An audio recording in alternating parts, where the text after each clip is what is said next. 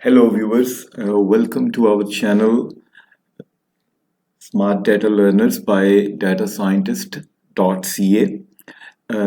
So today we are bringing a new project. That project we already worked at, but we will further elaborate this project in our this video. And let's first go through the overview of that project. So let's start.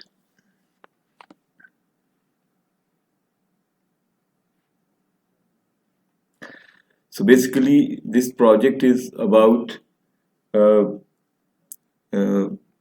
US health care analysis, Power BI dashboard, a step-by-step tutorial. Introduction. Welcome to this step-by-step Power BI tutorial where we will explore how to build a US healthcare data analysis dashboard that delivers the deep actionable insights into healthcare industry.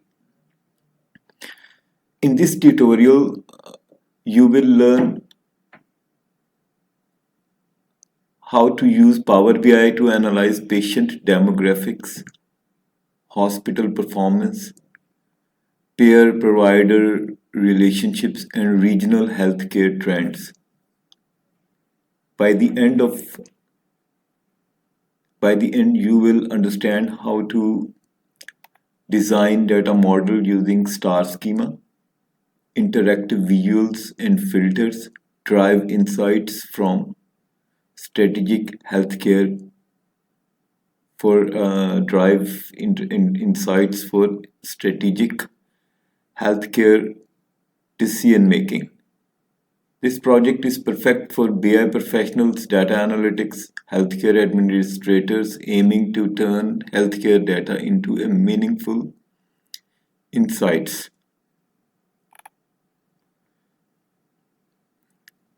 Project objective. The goal of this Power BI project is to perform a comprehensive analysis of healthcare industry using interactive dashboards by integrating multiple data sources into a single BI model. We enable healthcare decision makers to track patient care trends, monitor financial performance, optimize payer provider operations, identify regional healthcare impacts. Ultimately, this dashboard empowers hospitals, payers, and policymakers to make data-driven decisions that improve patient care quality and financial sustainability. Data model design star schema. The strong data model is the backbone of any BI solution. For this healthcare analytic project, we use star schema where the fact table is surrounded by dimension tables that describe patients, physicians, payers, and more. Fact table stores all key financial and operational metrics, gross charge, total charge for medical devices, payment received from payer or patient, adjustment, write-offs or contractual adjustments, accounts receivable, outstanding revenue yet to be collected,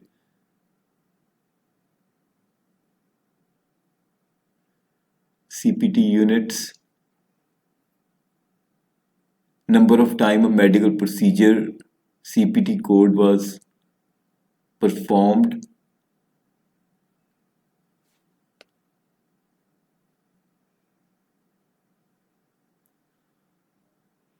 link through foreign keys, to multiple dimension tables such as dim patient, dim physician, and dim date.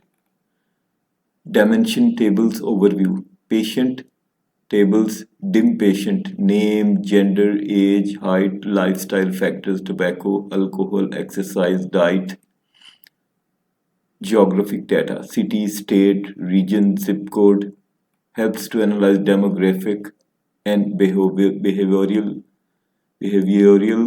trends. Physician table, dim physician, provider NPI, unique physician identifier, provider specialty, area of specialization, provider FTE, time spent working weekly, enables physician performance and workload analysis. Specialty pair transaction tables, dim specialty defines provider specialties and types, dim pair lists pair categories and insurance details, dim transactions clarifies whether the transaction was a charge, payment, or an adjustment.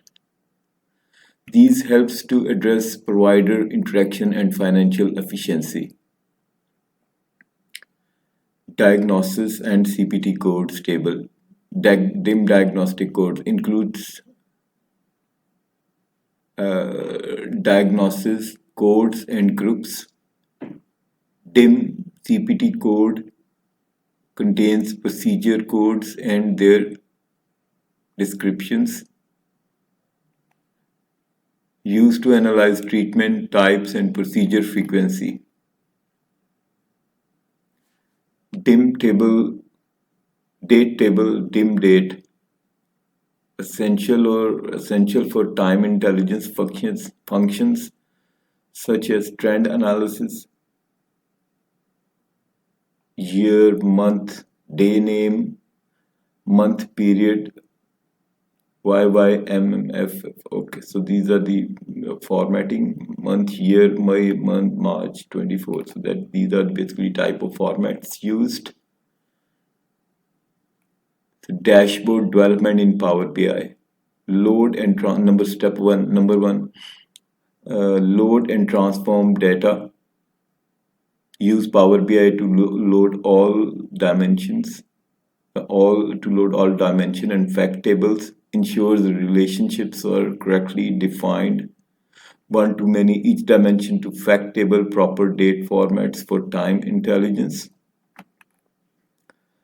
And step number 2 is build the data model. Use manage relationships to links table using their respective keys. Dim patient key, dim date, service PK, etc. Create measures. Use DAX to calculate KPIs such as total payments, total charges, ratios. Step 4. Interactive visuals such as bar and column charts, pie charts, line charts, cards, add filters and bookmarks, enable slicers, region, hospital, payer, provider, and patient demographics. Add bookmarks for key views like executive summary, hospital performance, provider,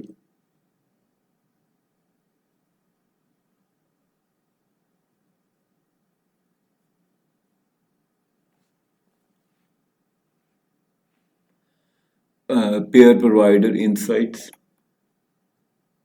Key analytic insights, regional impact analysis, identify which regions are more affected by high patient counts or medical costs, supporting better resource allocation, hospital performance evaluation, highlight hospitals with high accounts receivable or insurance payments ratios, trend analysis, visualize monthly and yearly trends in healthcare expenses and admissions to spot seasonality or growth patterns. payer contribution assessment, understand which payer contribute most to healthcare expenditure for better contract and reimbursement management.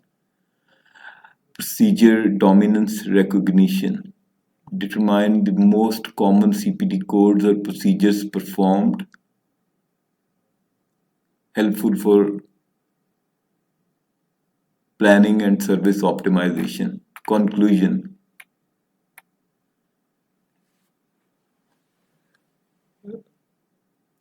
The US Healthcare Analytic Dashboard is a powerful BI solution that demonstrates how data visualization can transform healthcare decision making. By integrating diverse healthcare datasets into a unified analytical model, stakeholders gain visibility into financial performance, patient demographics, treatment patterns, payer-provider relationships. This project exemplifies how Power BI can drive data-informed strategies, enhance patient outcomes, and optimize operational efficiency across the healthcare ecosystems. So viewers, that was the overview of the project, and that is available on our website DataScientist.ca. This is our logo, and this turns data into actionable insights. So let's go directly to the project to see how, and then we will start building.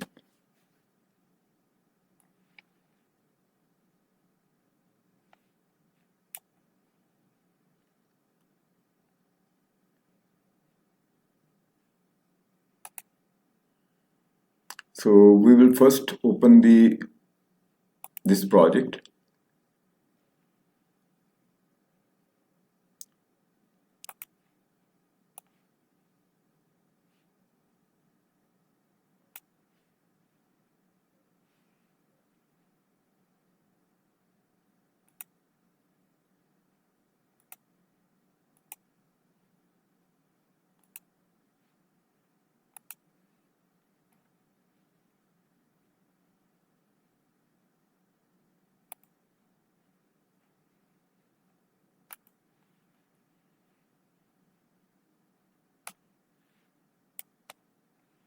So let's first, so this is basically a complete project we have in front of us.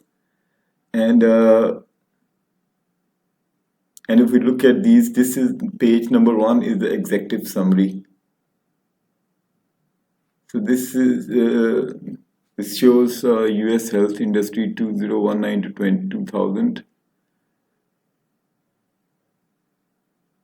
Gross expenses, insurance payments, ethnicity counts, patient pay, patient count, payments and previous months, total payments and previous month pay by period. So basically these are the current months versus the previous month.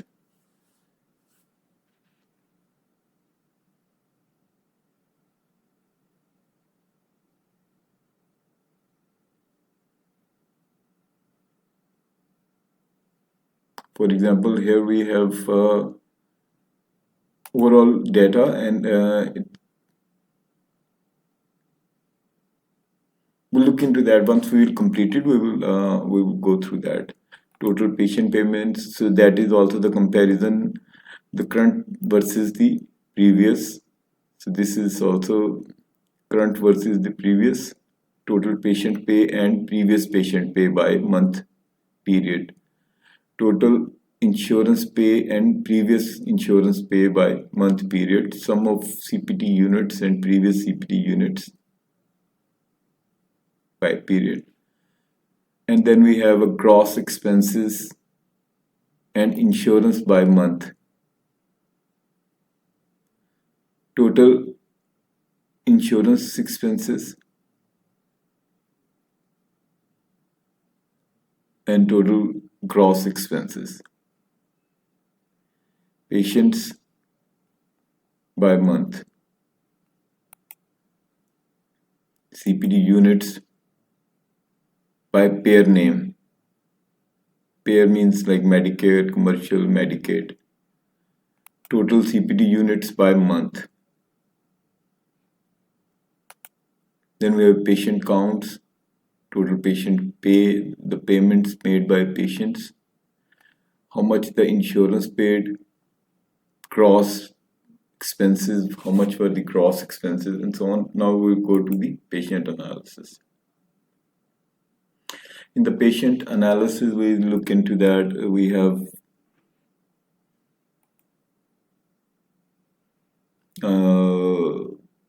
ethnicity count, patient count, how many states from these patients belongs to, city counts, total patient count, patients by tobacco, patient by exercise, patient by diet, patients by, these are the lifestyle habits which we already discussed in our project. Overview, patients by blood groups. This all data is available in the Power BI, in the data sets. So this is ethnicity by male, female, and then patient by state. There are some filters where we can select, for example, females by blood groups and by the ethnicity. And this one is the hospital analysis.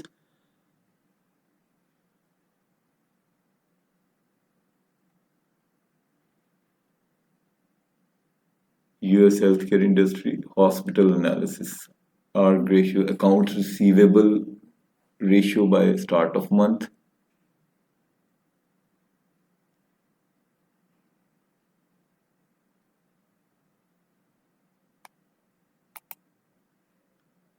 And then we have total gross expenses by CPT groupings, hospital, radiology, surgery, CPT CAT codes. These are all some domain knowledge we need, but basically our goal is the data we used to transform into this beautiful dashboard. So this is a publicly available data on the internet. We'll provide the links to all of these. And then we have a location names, accounts receivables, IPTP ratios, ARG ratios, bad debts, and all that. And then we have a IPTP ratio. We can further research into, maybe we can Google these terms, but basically this data we have, we will go through the data sets also while in this video. Regions: Midwest, Northeast, South, West. Sum of CPT units by location. These are the hospitals. CPT groupings, CPT units, number of hospitals, total AR, accounts receivables. Then we have a provider analysis. This is a provider analysis. Count of provider name. These are basically the physicians. Sum of provider FTE, count of provider, count of city, physician count by region code, sum of CPT units and physician counts by start of the month, physician count by specialty type and region code,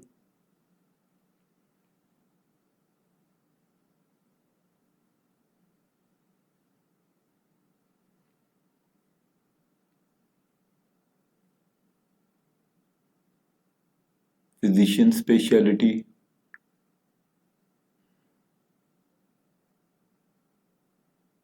and this is the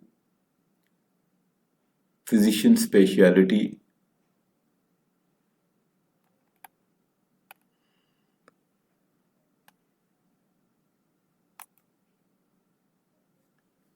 So here we have the patient's data also, the providers.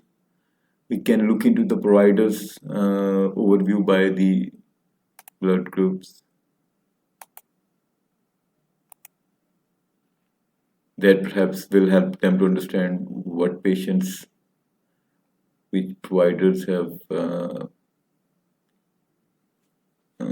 been involved in various dimensions, by ethnicity, by blood group, by females, by males, by Asian, like this. So basically, this is the our this dashboard we will be completing in this project. So we have gone through the overview what this project is about, and then we have gone through the dashboard, completed dashboard, and now this step is to go through the data set. So we'll go to our data set.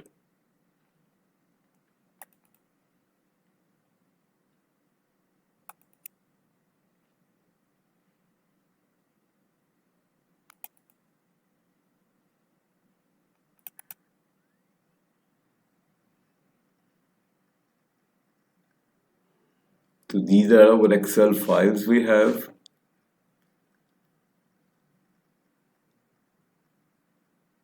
But we will basically, instead of opening these files, we'll go to our transformation tab and we'll see this data set here.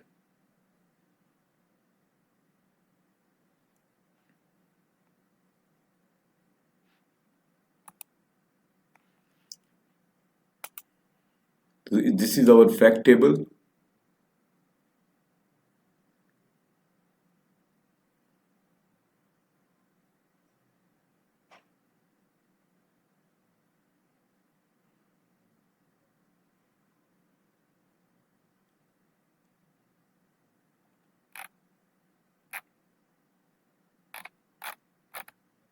Basically, these are the check dimensions. So we have these are basically primary keys for patients. These are the physician primary key. These are the date service primary key. This is the date posted primary key. We are looking into the data set. And then pairs primary key. So these are all these tables have their, you see these transaction, specialty, dim physician, dim patient, dimension. These are all diagnostic code, dim CPT code, dim bad debts table.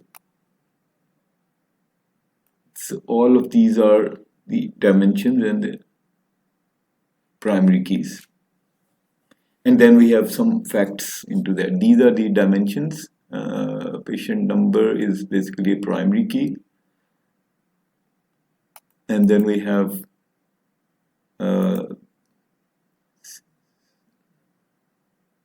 number of units, cross expenses, cross these dimensions. So these are our measures. That's why it's called a fact table. And now we'll go through the data model and then we'll start building this project. We'll close that and we'll go to the data model. It's fairly large. It's a bit of a large project, but there is a lot of learning in that. But before jumping into this project, I would advise that I have created a playlist where you can start from very beginner projects to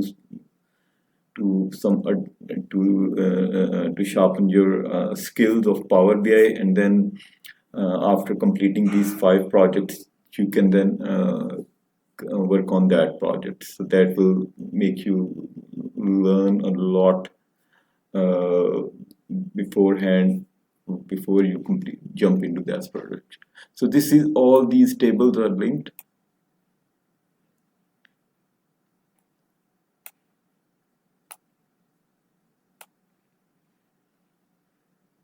So if we'll go through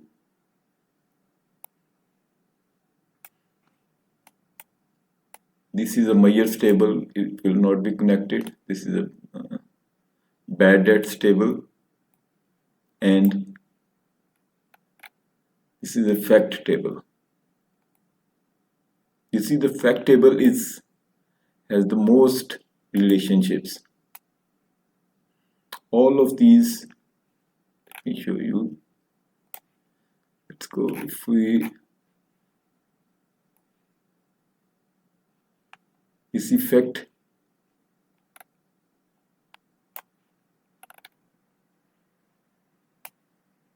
so the fact, you see, this is just to show you the overview that fact table is linked with all of these tables together.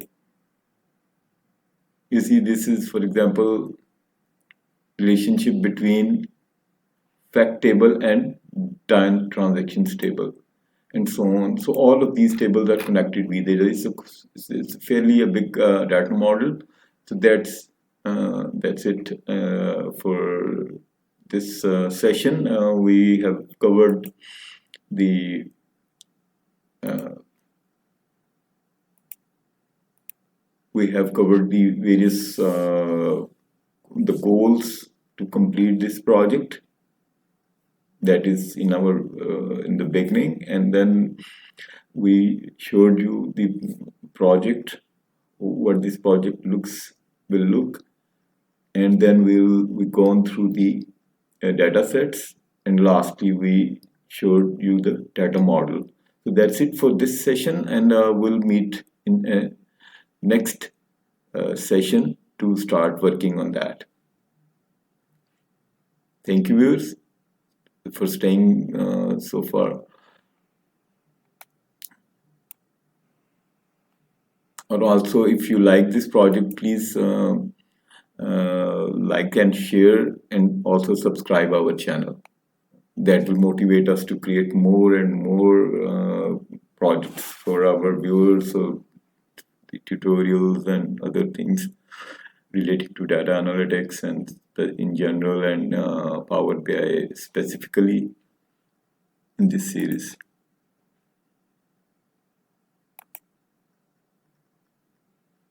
Okay.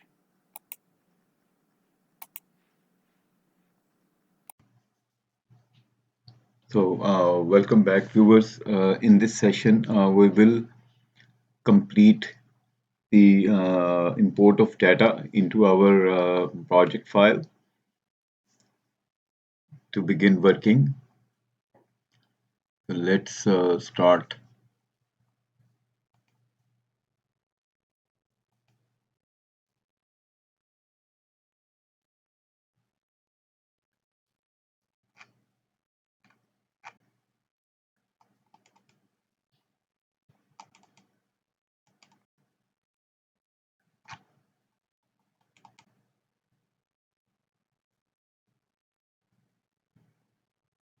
So we have imported the fact table, load,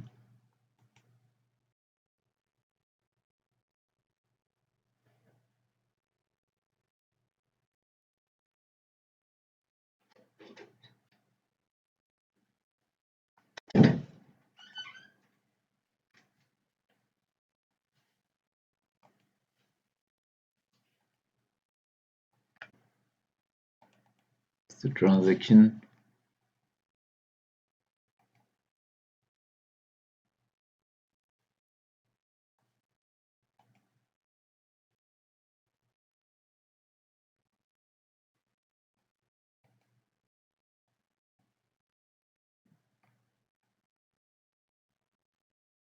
the dimension speciality,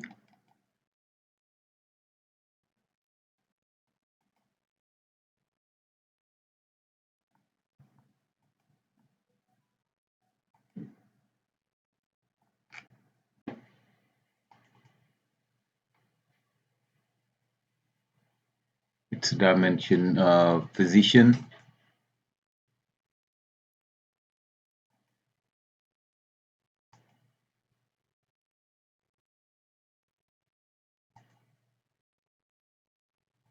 its pair table,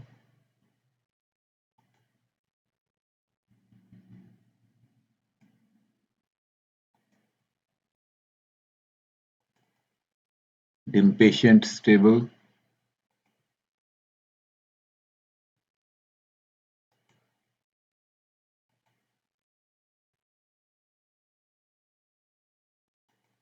dimension hospital,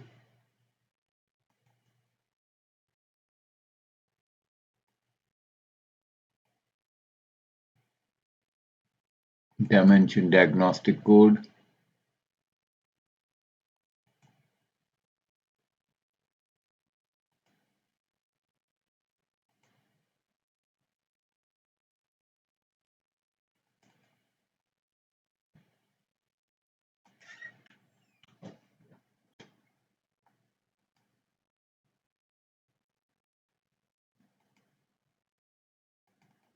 dimension date,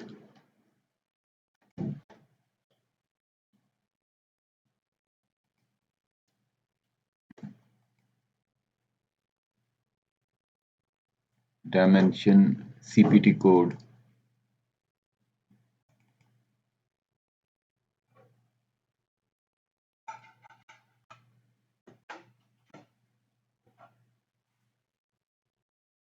Okay, viewers, we are done with the data import, and in next session we will work on the data modeling diagram. Okay, viewers, our this session will cover the data modeling portion of this project.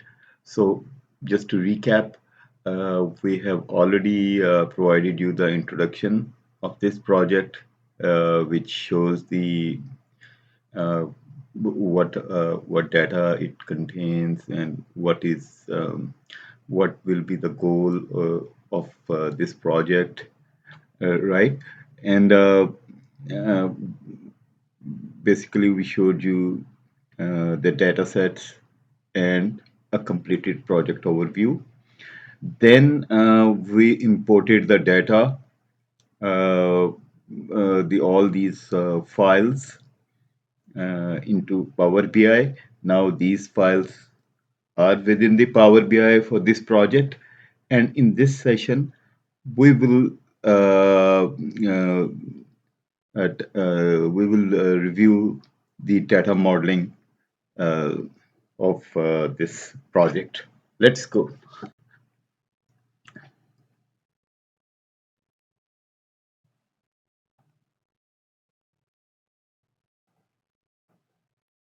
So basically, viewers, you see when we have already imported the data in the previous session, and you see that this data is already connected to the fact table. All these dimensions are connected to the fact table. That is the basically uh, very good feature of Power BI. It automatically joins the data sets uh, based on the primary keys and foreign keys and so on, right?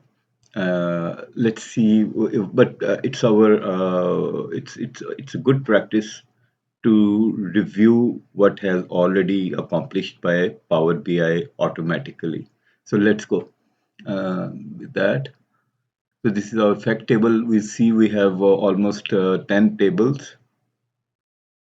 1, 2, 3, 4, 5, 6, 7, 8, 9, 10 tables. So dim data transaction is connected. Let's see how many connections we have. That is correct. We can double click and then check, right? 1, 2, fact and lookup.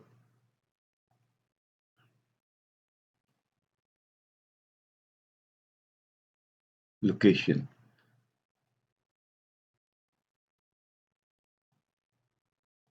4, pair, 5, position,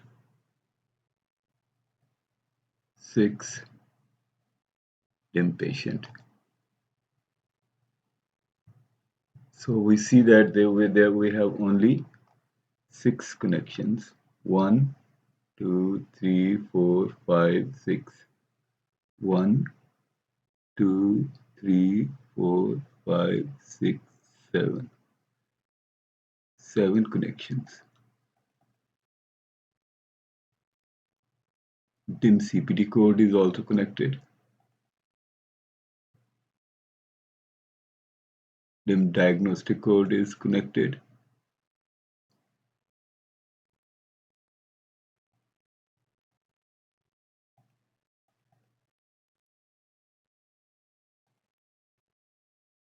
So let's see which one are not connected.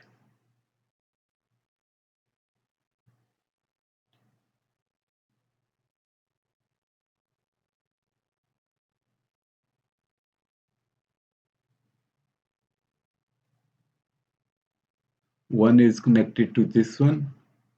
It's a DIM code lookup, and then it's connected to its many to one, which means that one could have many lookup, one code could have many of these, and then this could have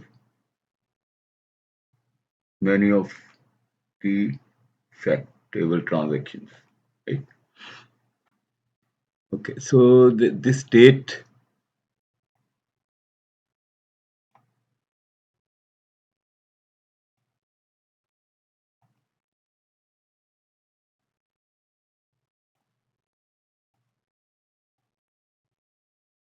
let's go to the transformation tab and see why it's not connected automatically.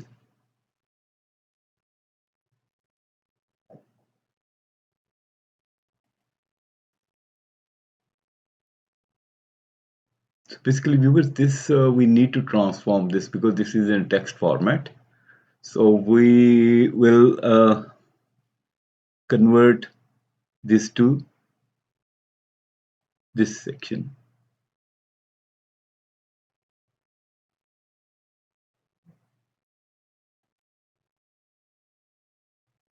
And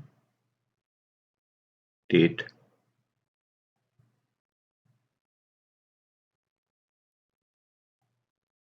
I think that should be all right for now. Let's see how it goes.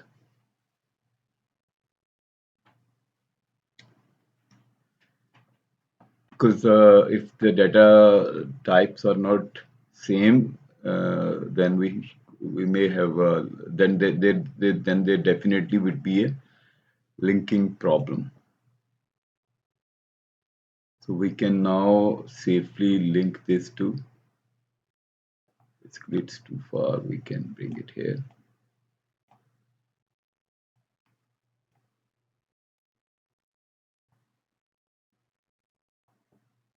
Dim date service. Dim date diagnostic or dim date post dim date. Okay. 1 to many. One diff service date. One of the calendar date could have many similar dates in fact table.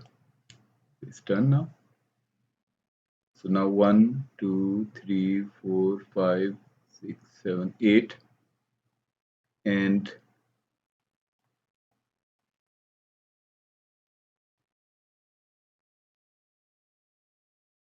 one thing last we can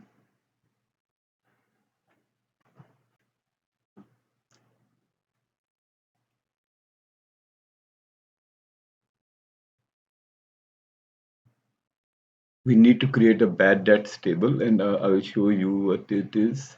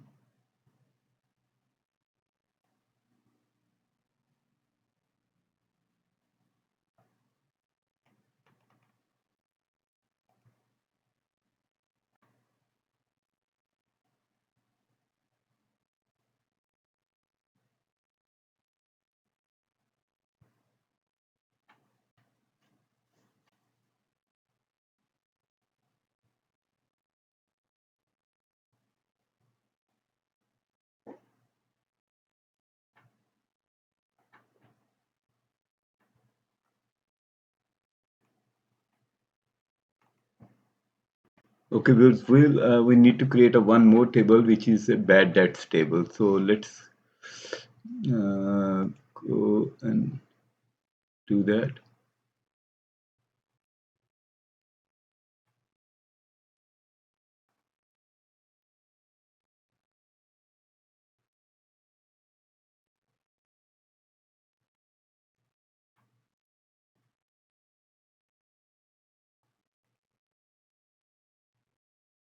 And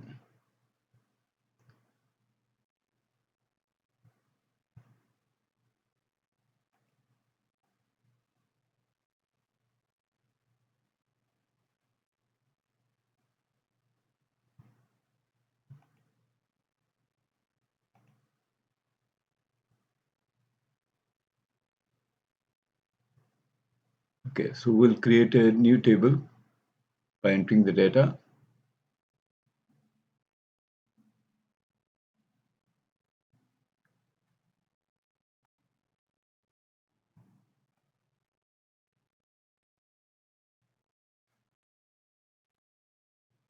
And there are three columns.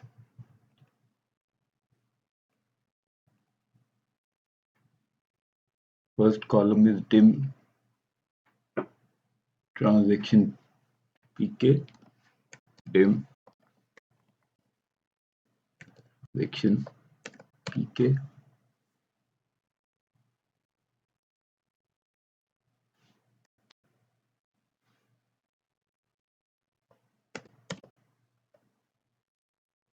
Then we have a transaction type, adjustment reason.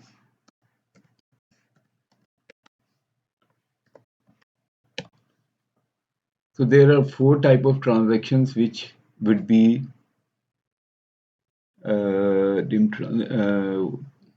bad debts. So their codes are 4829, 48429,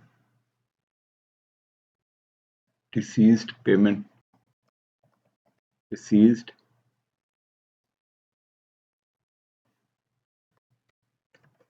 patient, no payment, bad debt.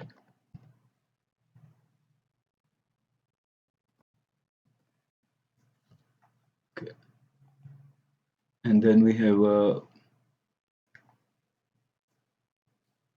55042 bankruptcy,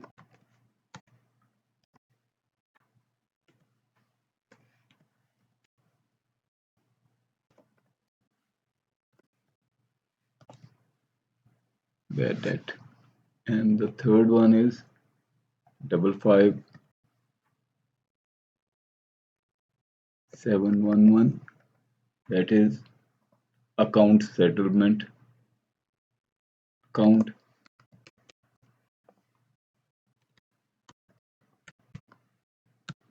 full debt.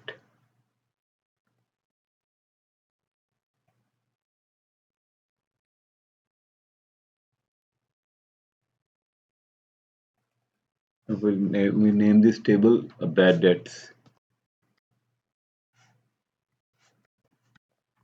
Bad debts. Okay, so we have this table also. We'll close.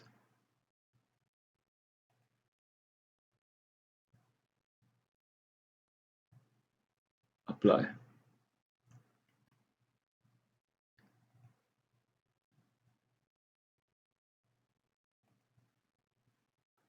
So we have a bad debts table also. Dim. Basically, we'll go with the dim also. We will write dim because it's a dimension.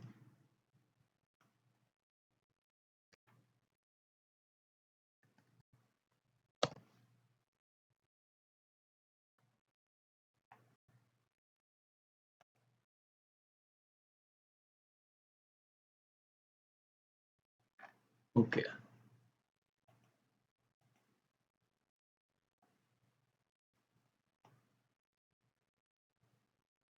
so you see this one is connected to now. Bad debts is connected to one-on-one with the TIM transactions.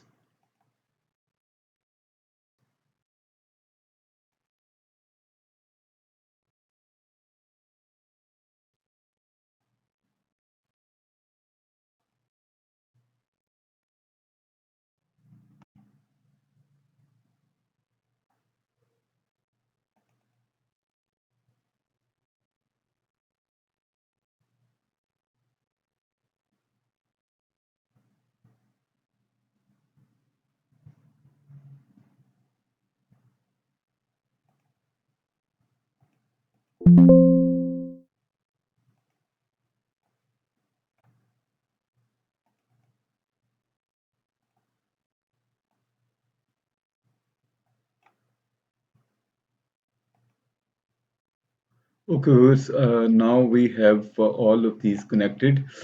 So our data sets has been modeled now, and in the next session we will complete the measures, and then we will start working on the visuals of this project. So that's it for this session. Thanks for staying with us, and we'll see you in the next session. Have a great day.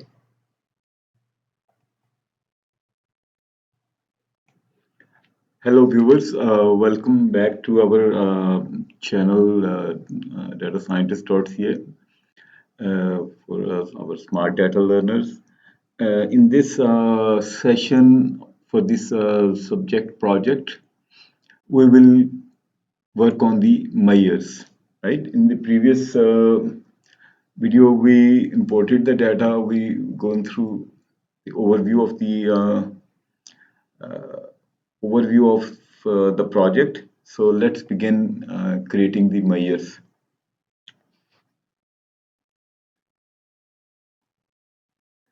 So in this session, we will work on measures. So we already have the data. So basically, viewers, while working on the measures, won't go to the in details in depth. We will complete these measures for this project, and wherever we need to go in details, I will go. But basically, we will first create these measures, and then we will create perhaps another separate video to go to cover in depth DAX, right? So let's begin.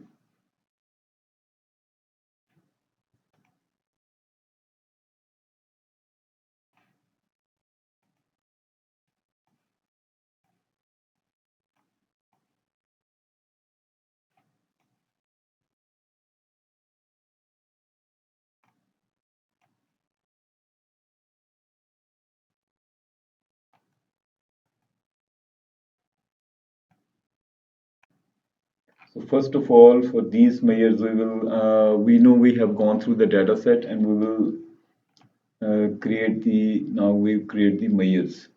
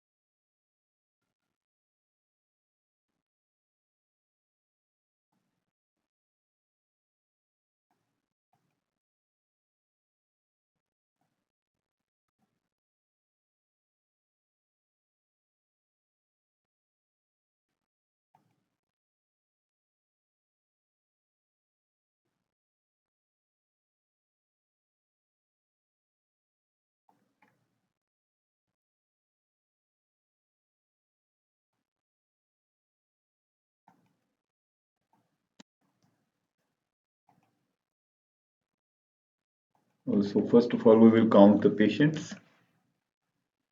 Uh,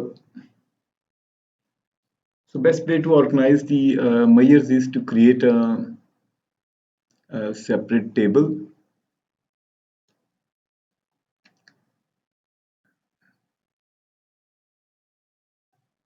Modeling tab, new table.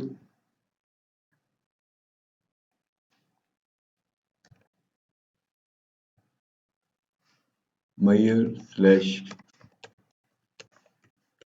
calculations. And we'll create a new measure.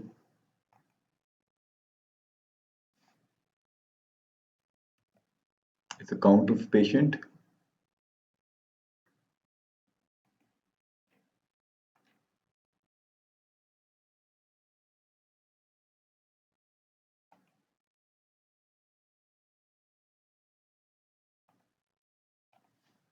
And we'll create new measure.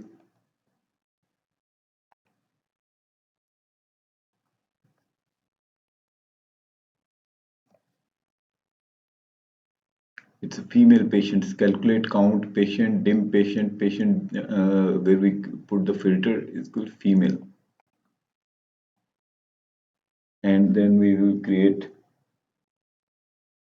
male patient.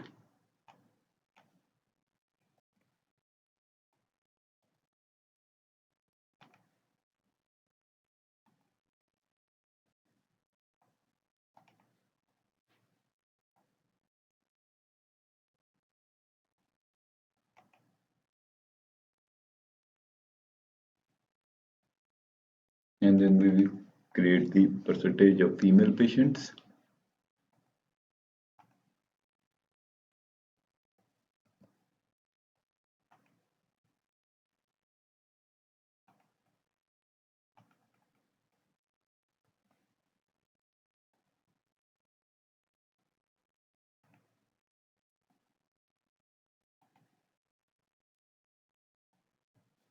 It's a female male patients, count patients.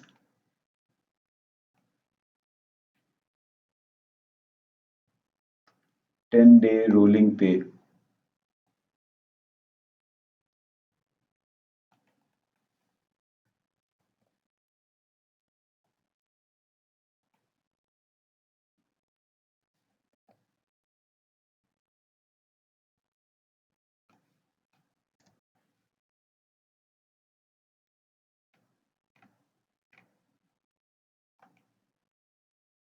Now we'll create a total patient.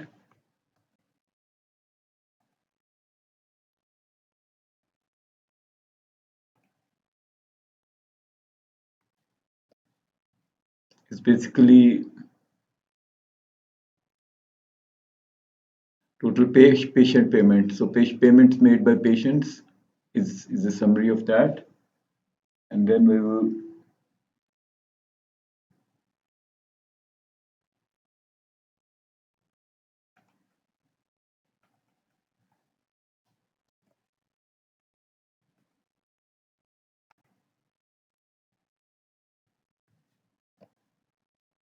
so basically what it does is total patient pay, and it calculates the dates in period between date and the maximum date in the data set or the selection, and then 10 days back from that date. Okay. And let's see.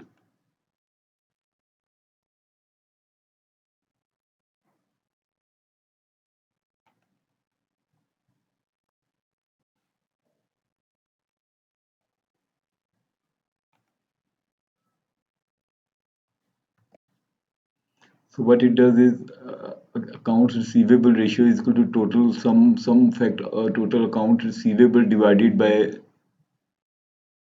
expenses, gross expenses, and into 100%, right?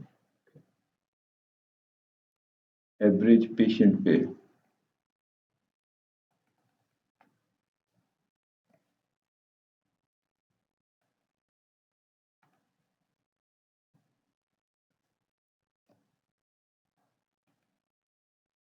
Average of total patients pay.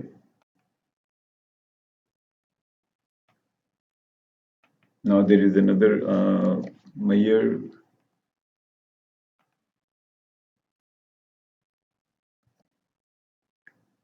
average patient pay, but with the filters of patient gender and the blood group of P plus. The same for the male.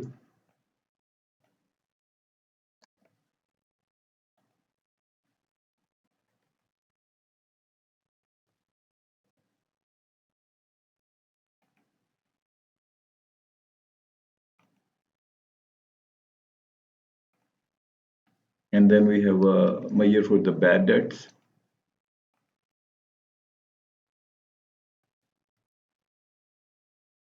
So basically we need a total gross expenses.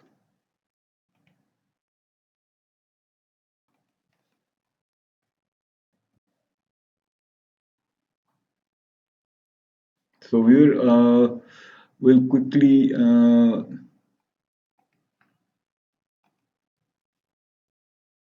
complete these measures and then move on to the next project, next part of this dashboard.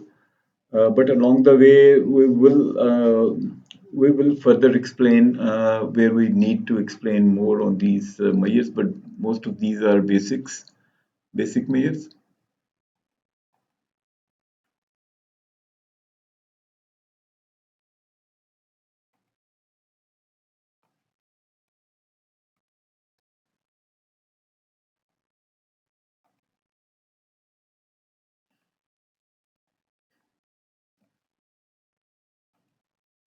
So these are basically the bad debts where the transaction is fact table, dim transaction, primary key.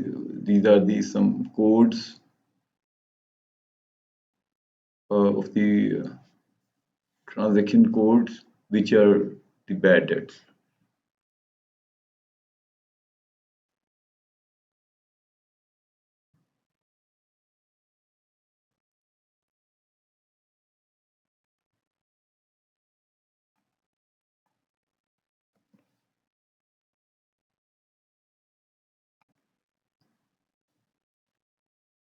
That is basically total insurance pay. So we need to create a total insurance.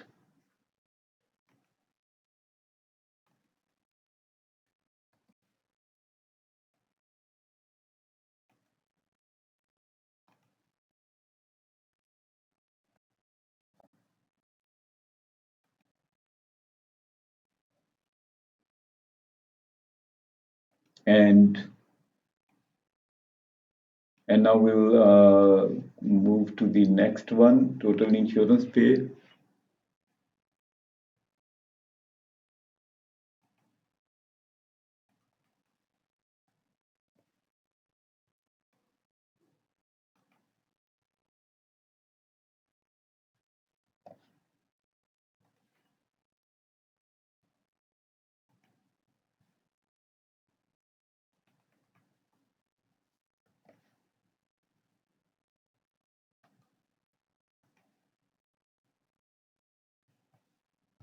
So basically this is insurance underscore tobacco. We have a column where the tobacco check is yes, then we will calculate all those total insurance from the patients who smoke. Okay.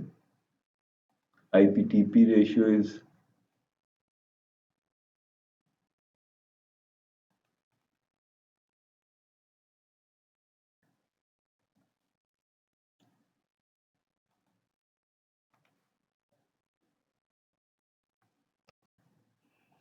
so IPTP ratio is insurance payments to total payments, right?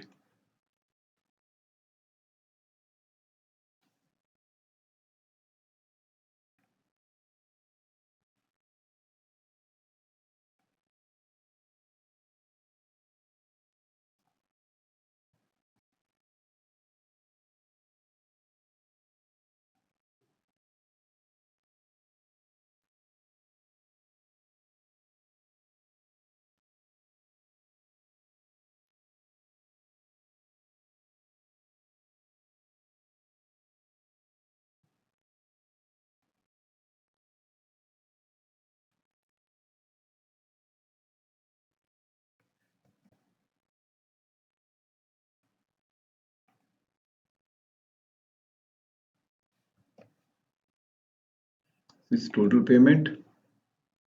Total payment means insurance payment plus the uh, payments made by patients. The IPTP ratio is done, and now we have physician count. So I will address this while we will be working on the visual. That's addressing important feature of the Power BI DAX, that is cross filter. Basically, it will both sides. It will link the table on both directions. So we'll come back to that when we will be at the uh, related visual. Okay. So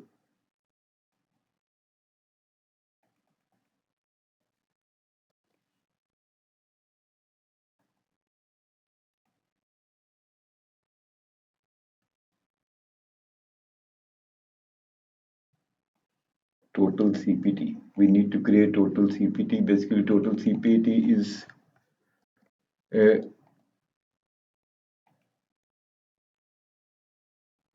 in the fact table. We have some of the CPT units. So we'll just summarizing these.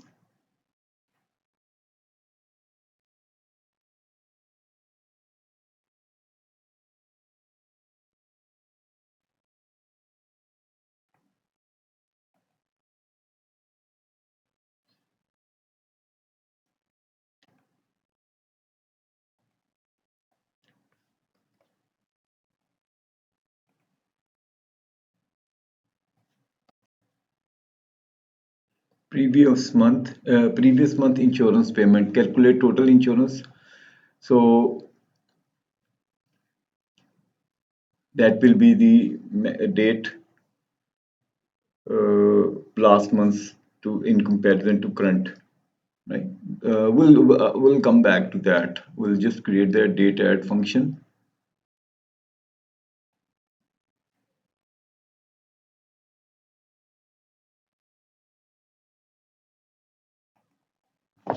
Same for the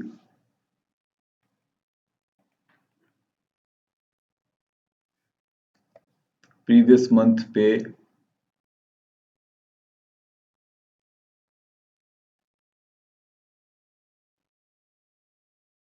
previous patient pay, same logic.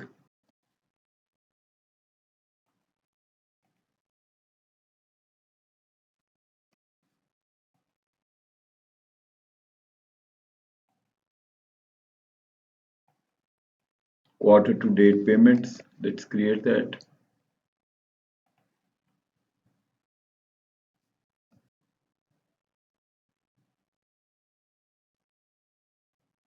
Dates Q to quarters to date. Basically, it's from current date to a quarter. We'll come back to that. Total CPT units. We have these total deficit.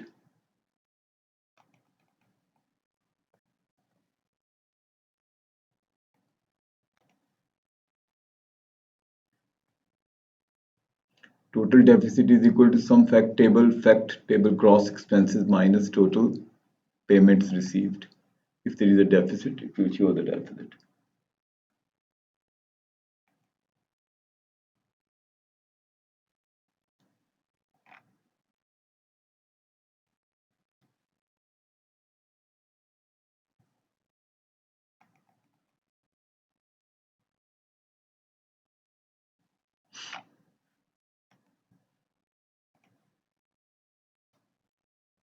It's total female payments, female patients, all.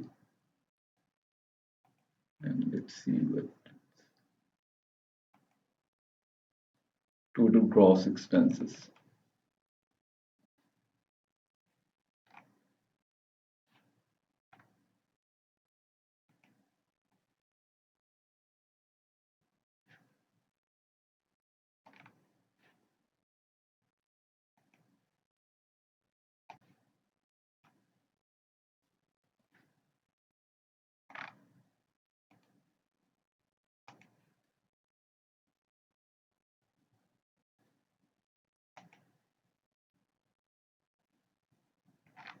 So what is this is total patients, total pay MA month, divide, calculate total payment,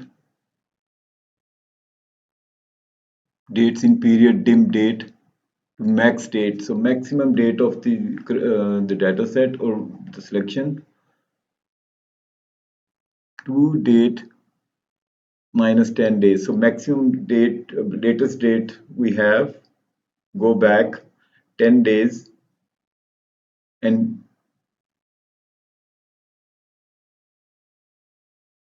calculate the total payment.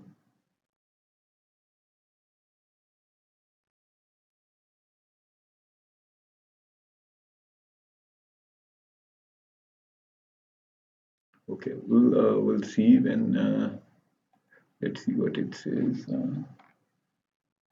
and total payment. So viewers, now we have completed the measures.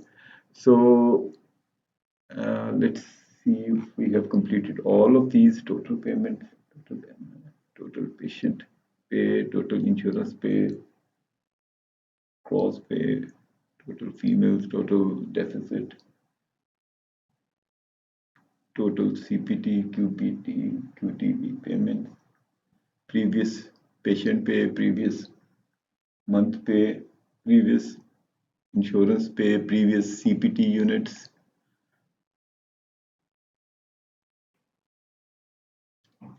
physician count, male patient, IPTP ratio, insurance underscore tobacco, insurance underscore A plus, female patient. I'm just checking that we're not missing any measure. So next session we will start building the visuals. Count patient, that's bad death, average.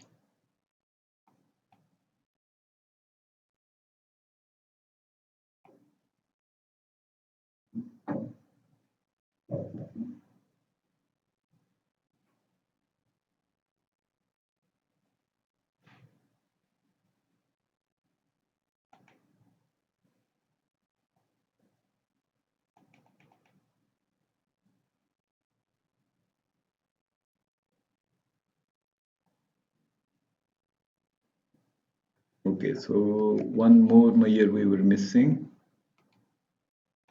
Total patient payment to all patient payments.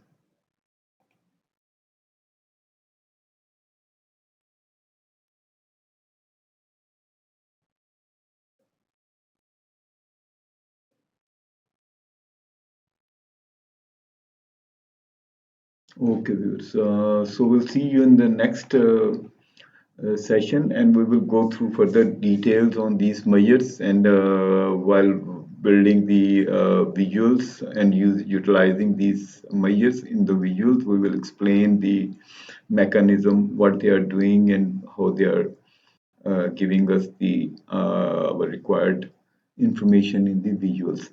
Thank you very much, and have a great day. Please subscribe our channel as well.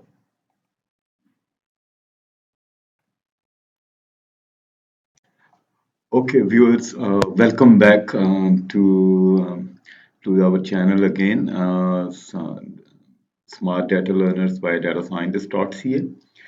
And in this session, we will be start working on the visuals. And in the previous sessions, we completed our project overview. Let me just uh, project overview, data import, data modeling, measures. Now it's time to build visuals. So we'll start with the executive summary. For the executive summary, that is the first dashboard. So let's begin.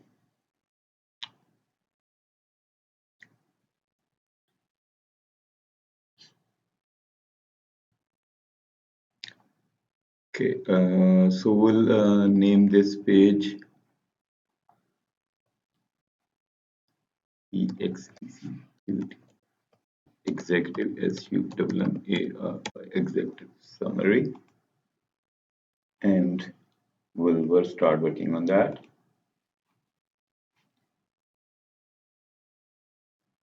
For the executive summary section, we already created these headings. These are just text boxes. And we will first create some key performance indicators. And these are, here we will use these KPIs, KPI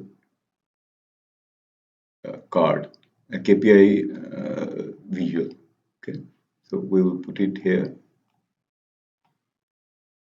And in this visual, we will use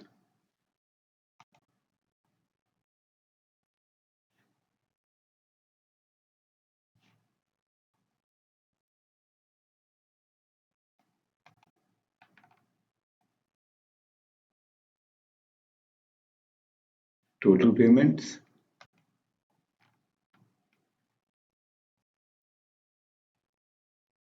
on the top,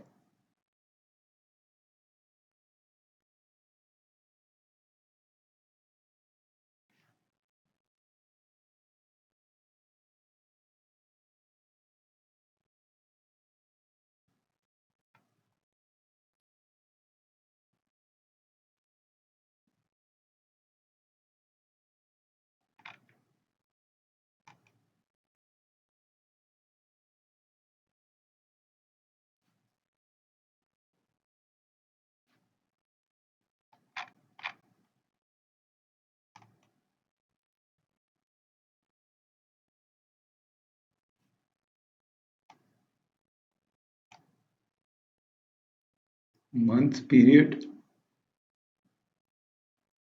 and we have to compare this total payments with the previous month.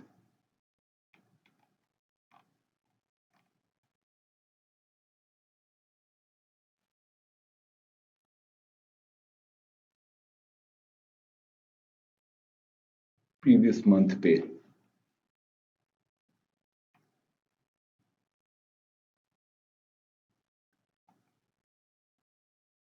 That is our target.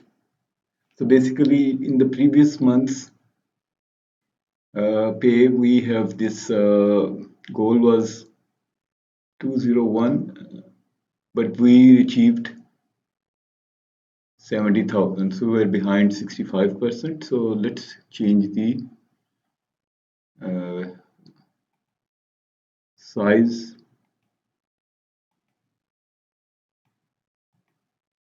$25 and title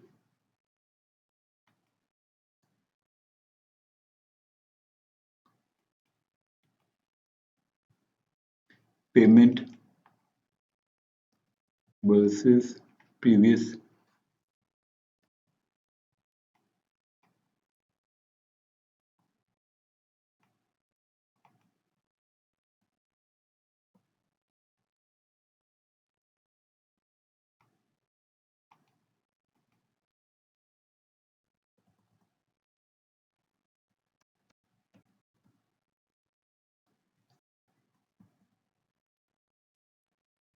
payment versus previous month, right?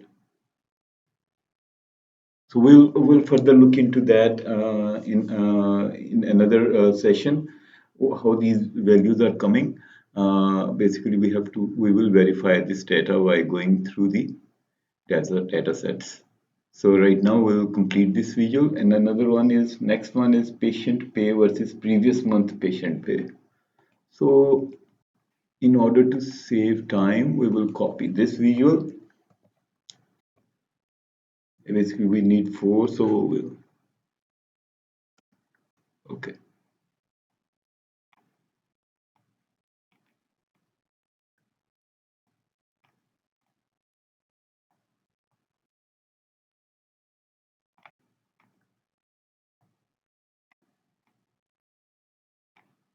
So in this one, we will use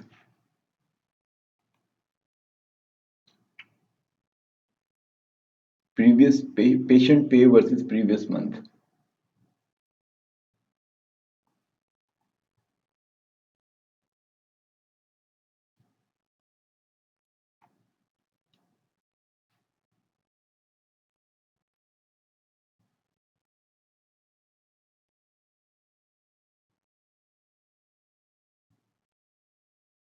So here we will use total patient pay.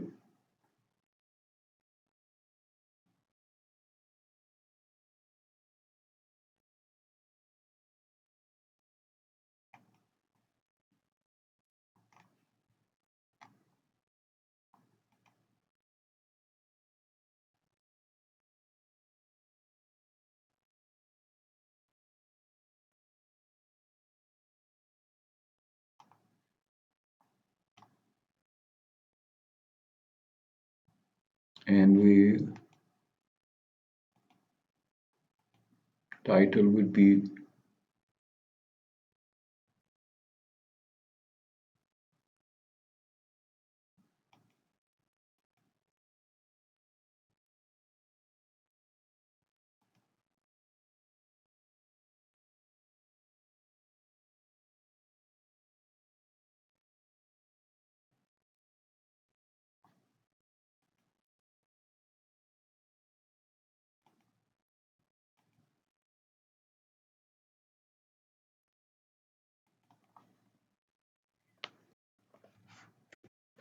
patient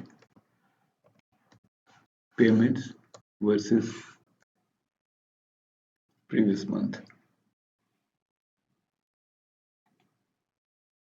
And the next one is insurance payments versus. So we'll go to the visual and we'll change total insurance payment.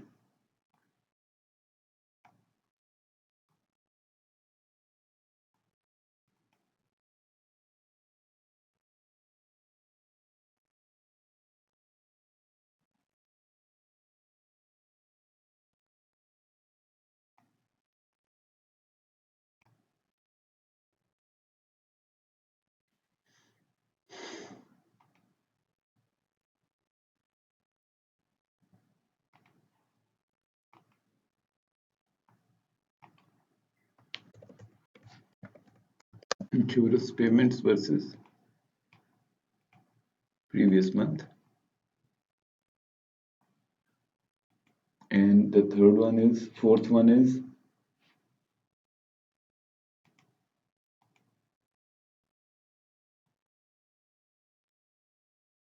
CPT, CTP,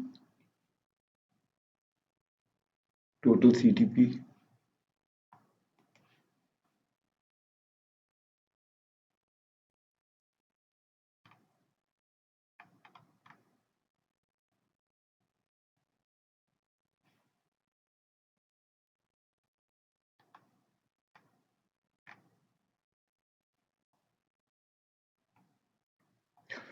Total CPT.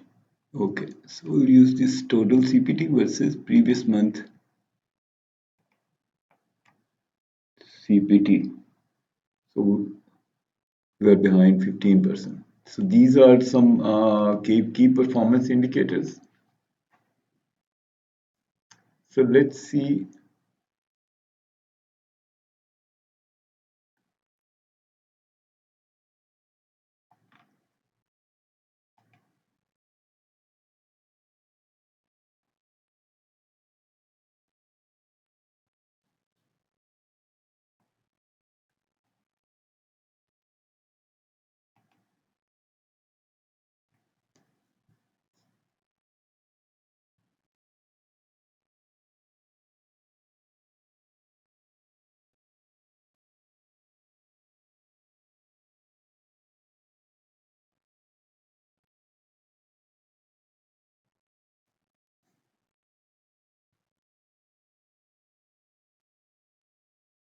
Okay, so we'll come back to that. Let's complete the remaining visuals. That's very interesting topic to be covered, how these measures are working here. But these are working right now. And let's create some cards.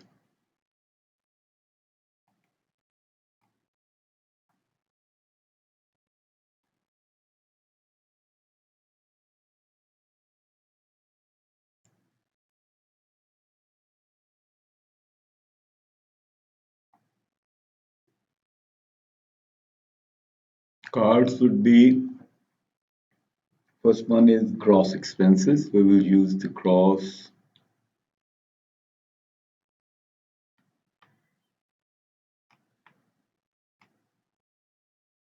12.9 million. So make these call out value. Let's make it 25.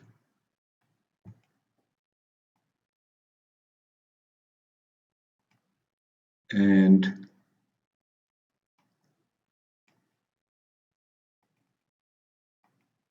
can just make it more legible, easy to read. Gross expenses. And the next card is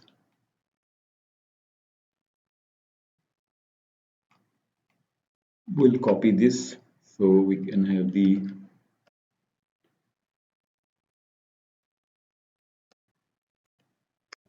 so we need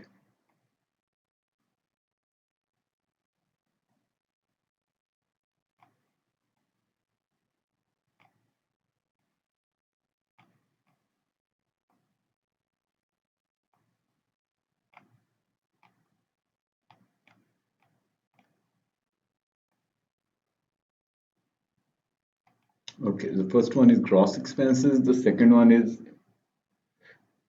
total insurance pay.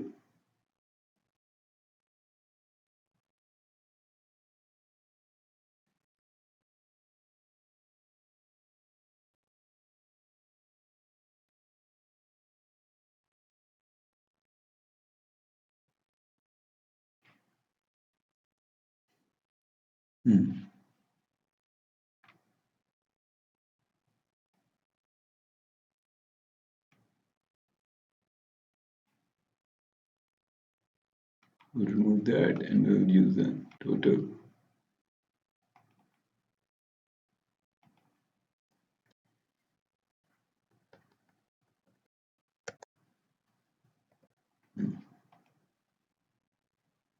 Insurance pay, and the second is ethnicity count.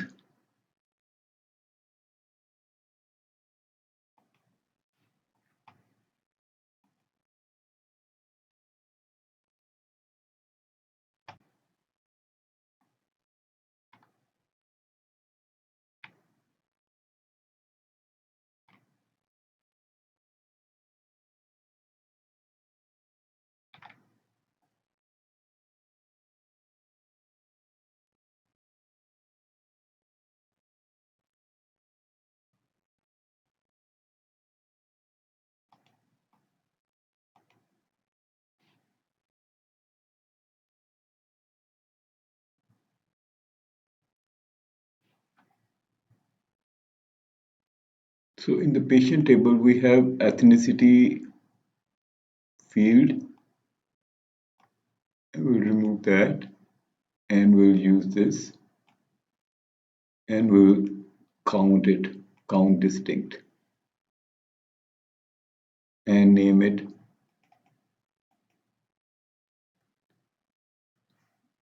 ethnicity count. And the next one is patient pay.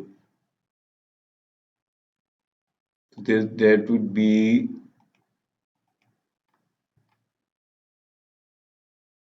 total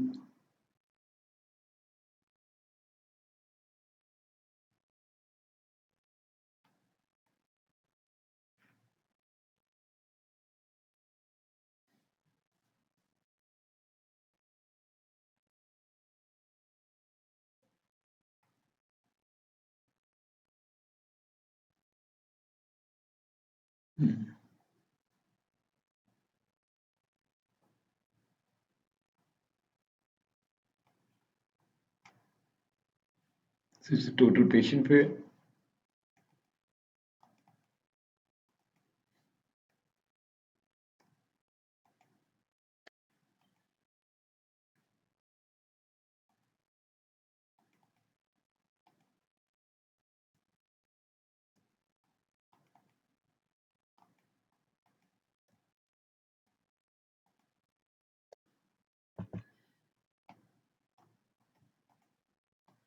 And the last one is total patients.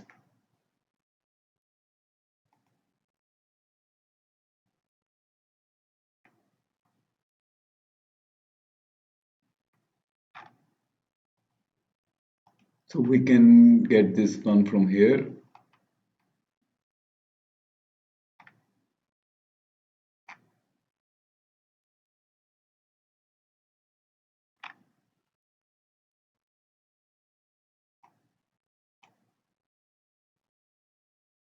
Count of patient counts. Basically what it does is it will count all these IDs of the patients, but we need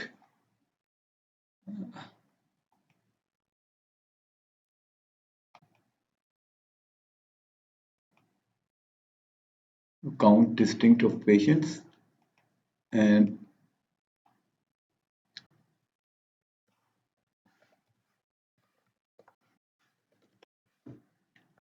count. So where these now will work on the uh, some graphs. Let's make this so we have a space for the graphs below.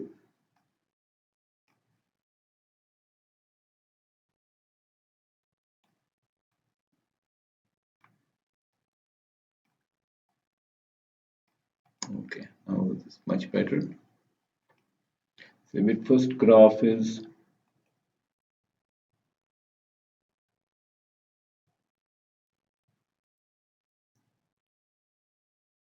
total gross payments and total insurance by month. So I'll use a line graph.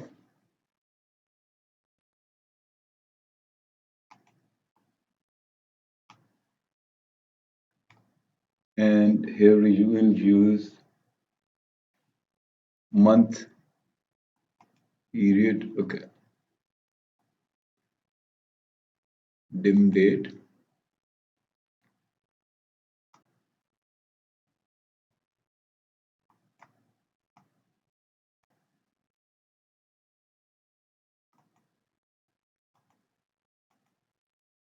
and total gross payment and total insurance payment. So we have these measures here, and we'll use total gross payment and total insurance payment. So basically, use what it does is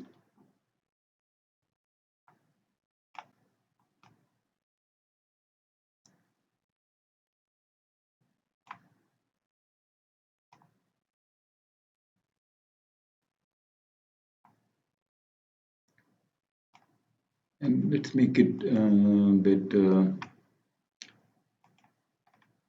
more legible.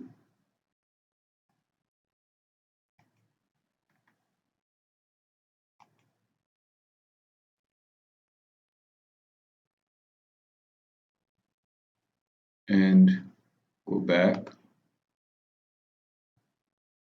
utilization pan, and make the name. Let's go to the titles.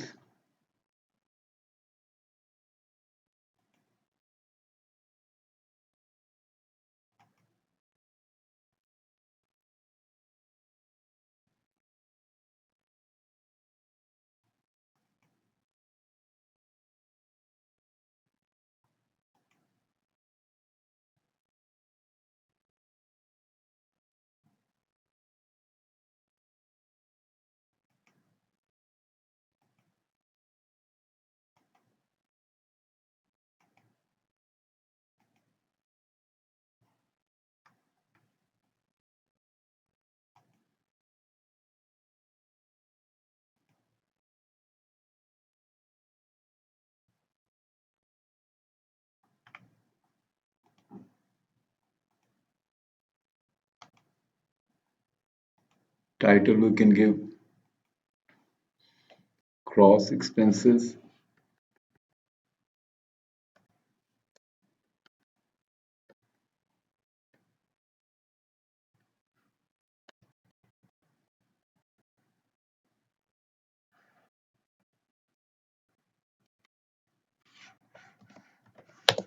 versus insurance payments by month. Gross expenses versus insurance pay by month. Okay, so we'll save that. And the next one is sum of CPD units by month. Here we will use column chart.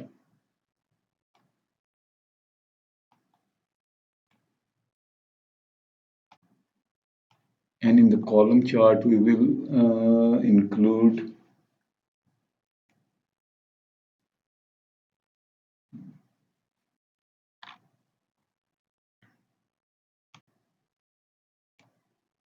month here, and we need month and CPT units. So you know where CPT units are in the fact table. So we'll use the CPT units, the y-axis. These are the December. And the title,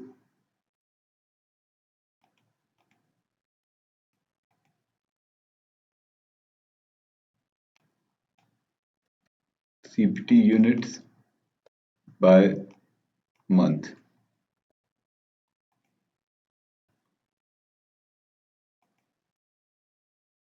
So we can enhance these graphs, but let's see. I will come back to that. First, let's complete these and distinct patient by month, patient count by month. So basically, we need another.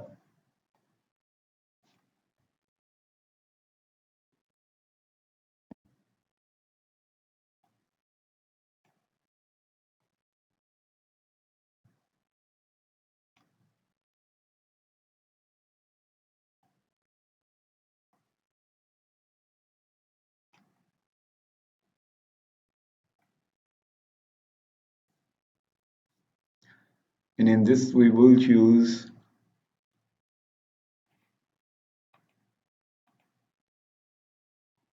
distinct patient by month.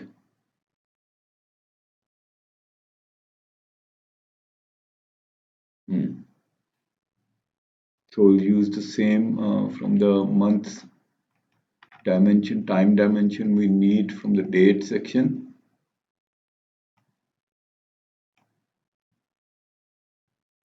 And we need a month from here. And then we need distinct patient count.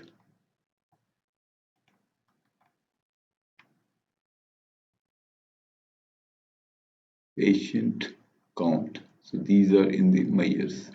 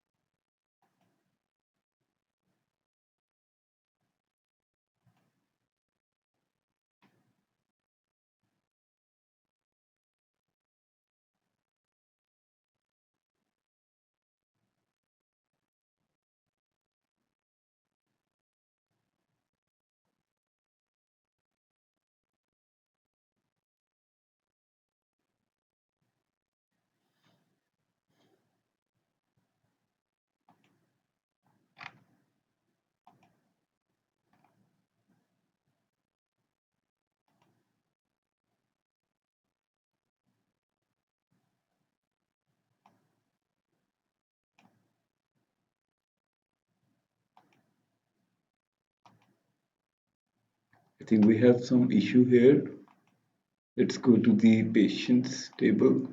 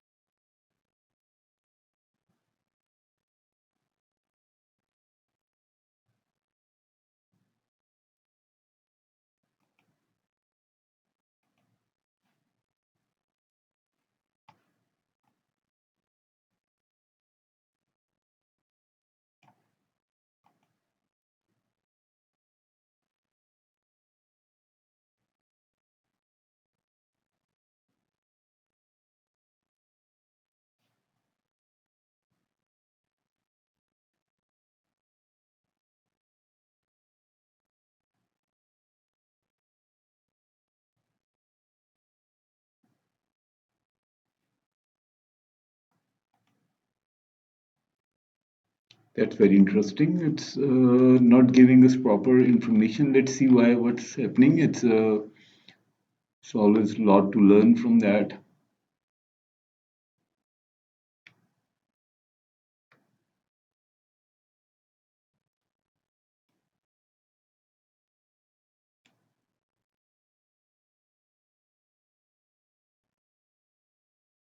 I think there is a relationship issue.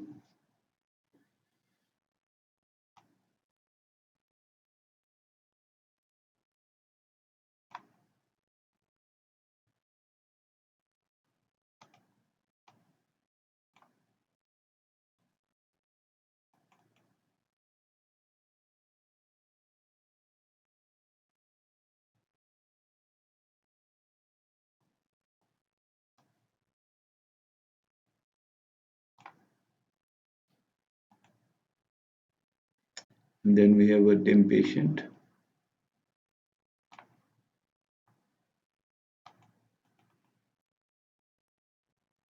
Many to one.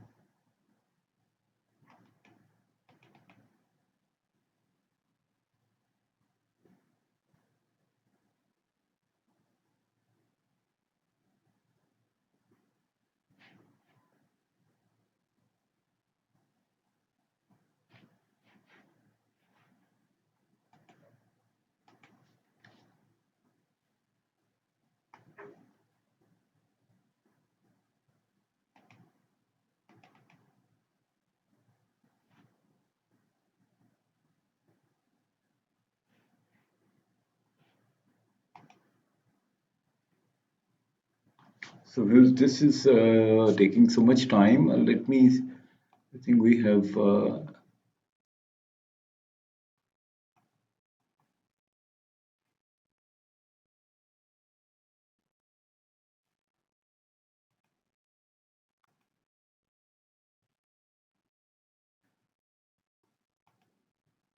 we'll come back to that later on. I think we're making some, making small error, but let's see what is units by Medicare.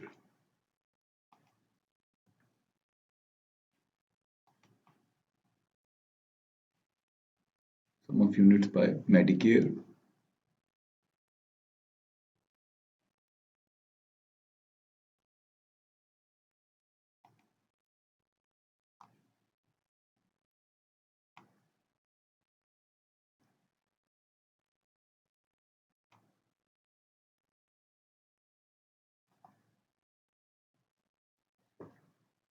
And in the Medicare, we are using pair name,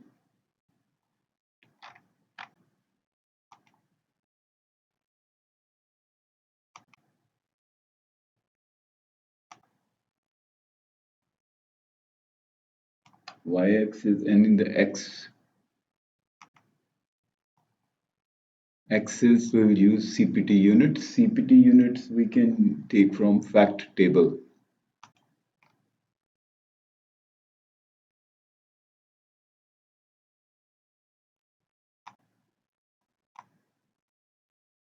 Okay, that works fine.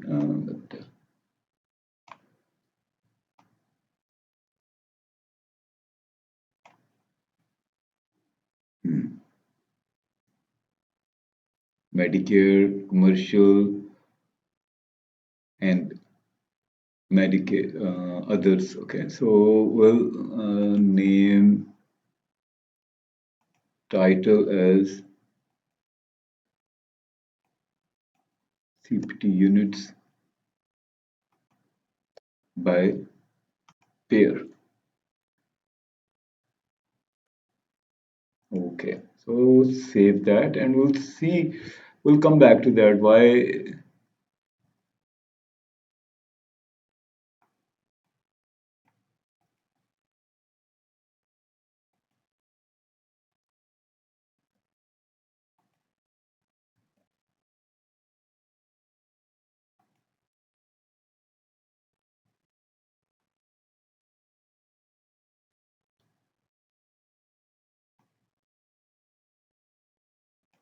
Okay, okay.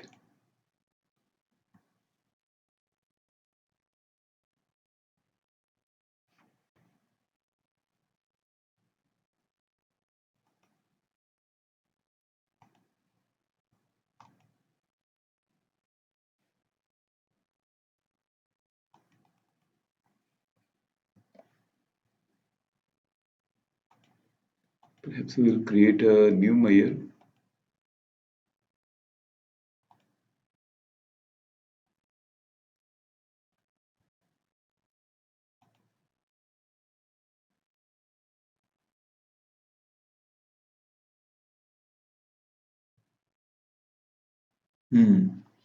Okay, viewers, we found the error. What we have to count these patients from the fact table, not from the patients table, right? Because patients table have already, that's the mistake we were making. So let's do complete our graph. The next one. You see, it's always a good practice if you're stuck somewhere, move to the next topic, come back to that because sometimes we spend so much time on the same problem and we can't achieve, we can't resolve that.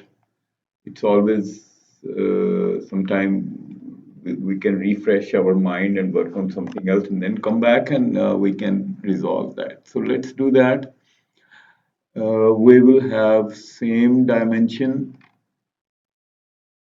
dim date, month. So here we will choose month and from my years We will use distinct patient. We also don't need a quarter. You see, now it works fine. The problem we have, it's important to let you know that I was counting the patient from the patients table. And in the patients table, we will always have a patient count, that how many patients we have in the main table. But exact information about how many interactions we have with the payment, that will come from the fact table.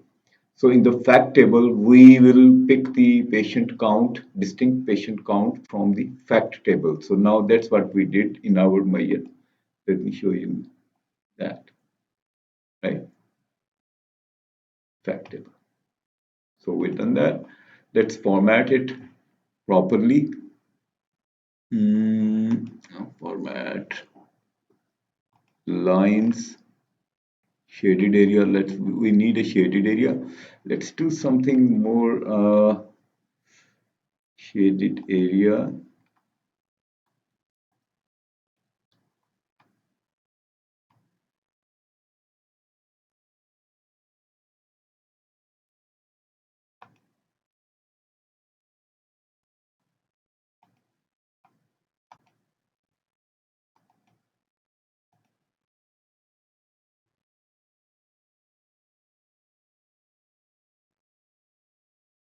Color we can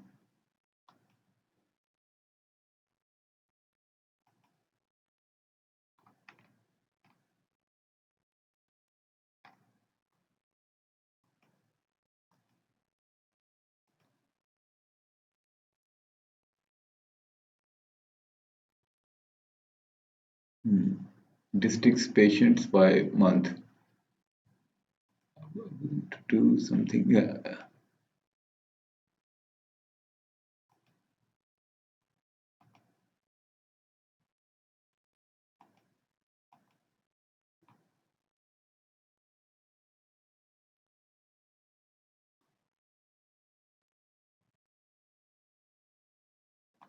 Let's try to do something interesting. See, we have some time, so let's convert it to and then change colors.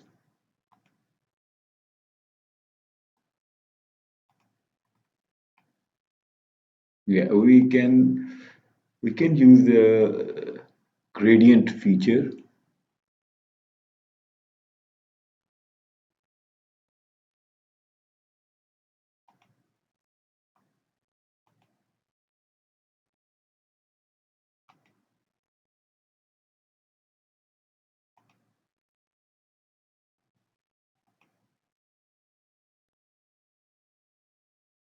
See, that way. I think we will see the color more dark. The more we have, the more darker we have. So the lighter this way. Let's try this with the. Also do the same thing with them. Let's change its color scheme.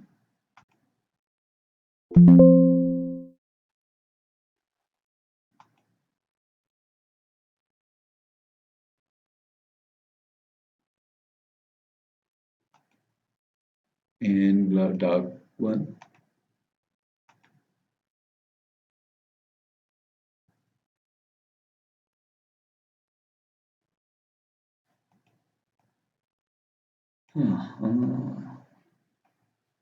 Same thing we can do with that.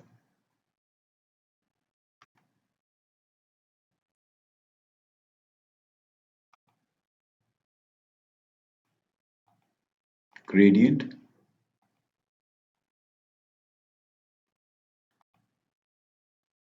And the top one, we can use this one.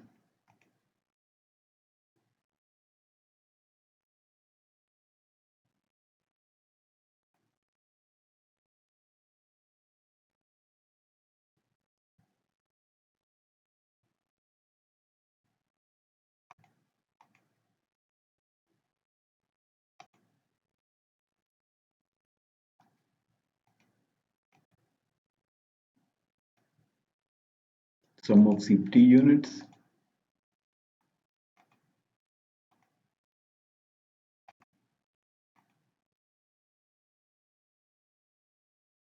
You see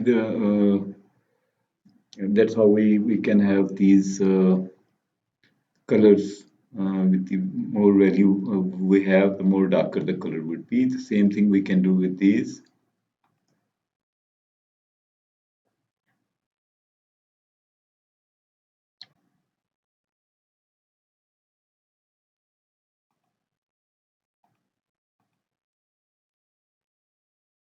Gradient. It's a very good feature.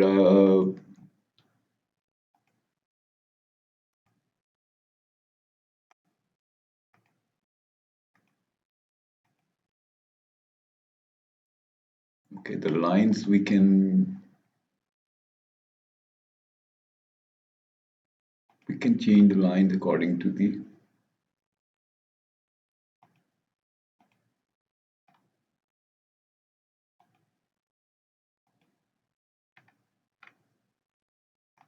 for example, for the cross expenses, we can color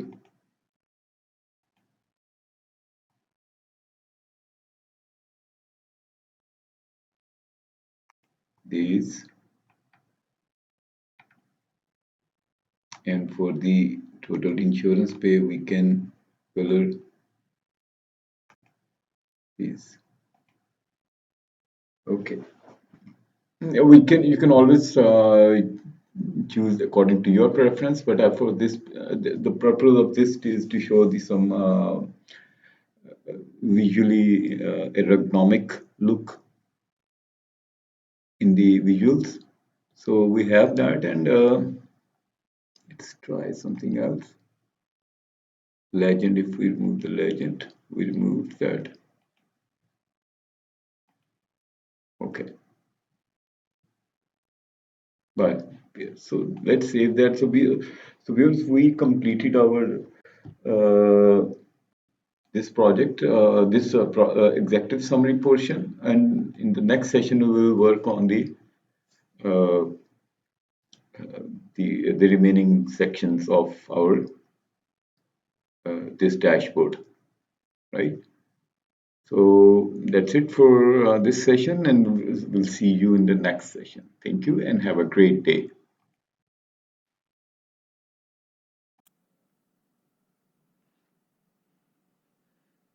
Hello, viewers. Welcome back to our channel, DataScientist.ca, and for this project for smart data learners.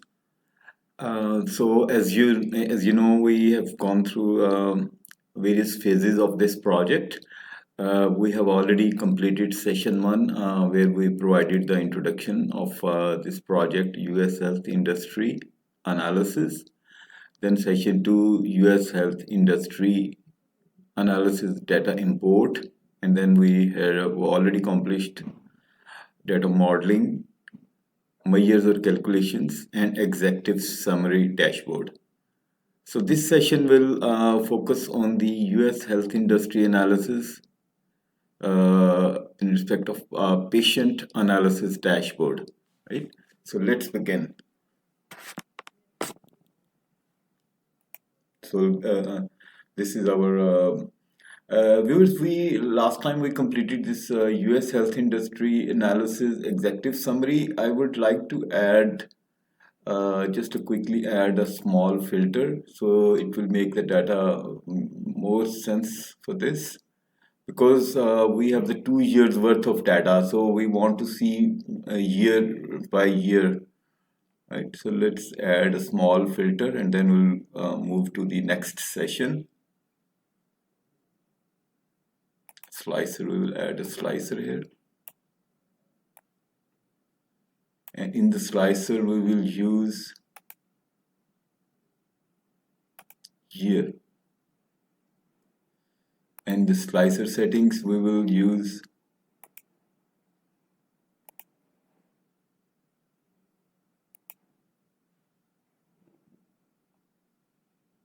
tile.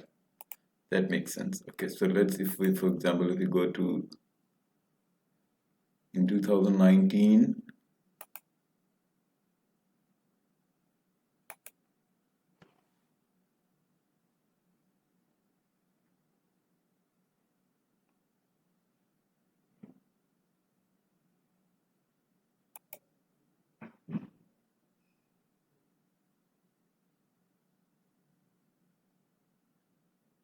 it looks like we only have the data for, let's look into the data here just to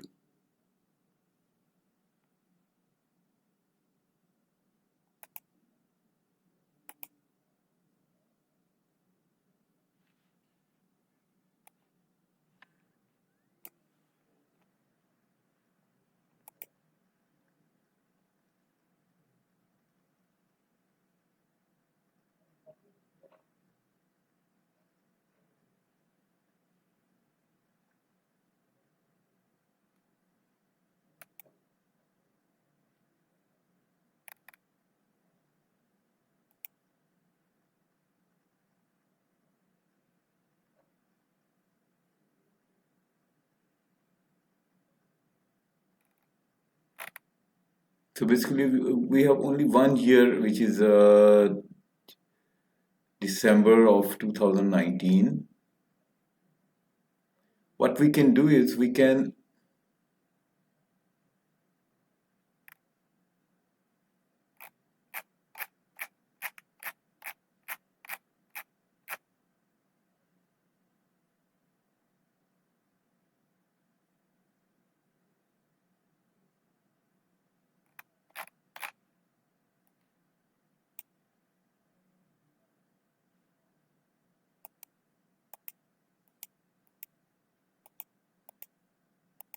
remove 2019's data, then I think it should be okay because we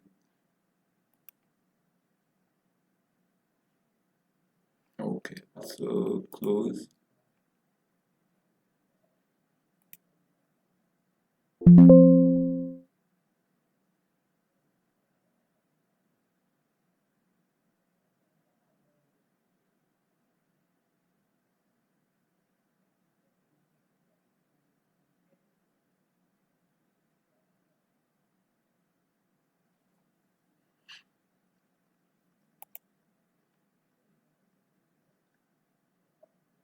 Okay, now that makes sense. So we have,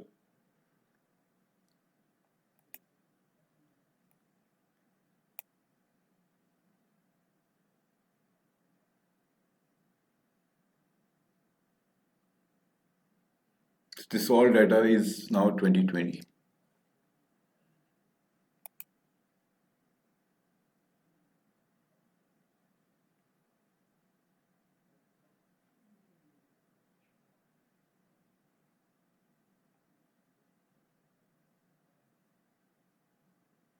Or we can,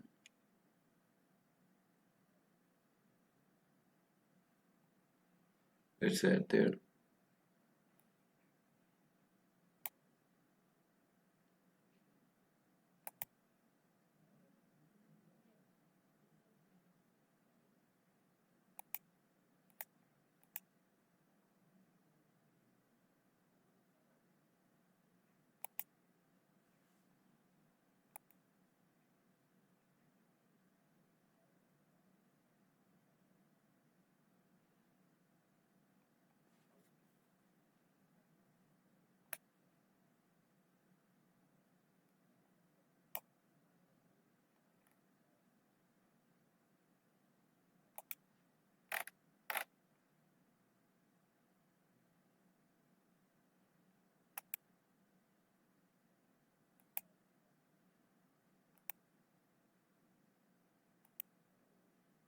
Okay, so in the basic filtering, we will only select this.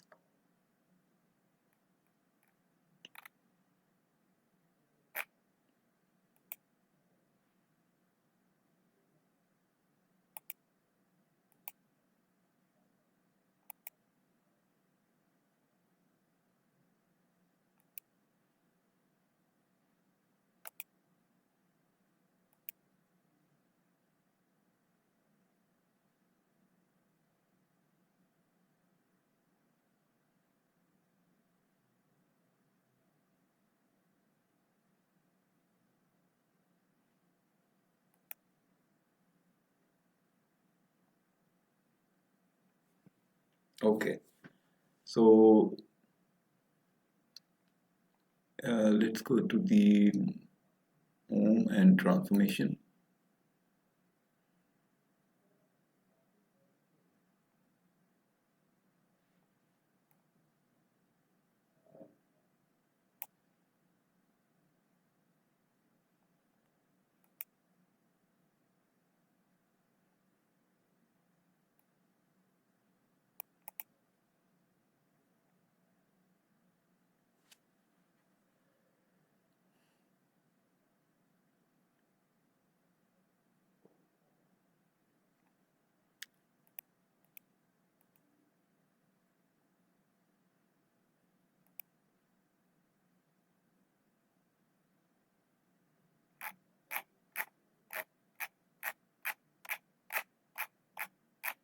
Okay. Since we have a very few data, so we avoided we removed this data set. We filtered that and then close apply.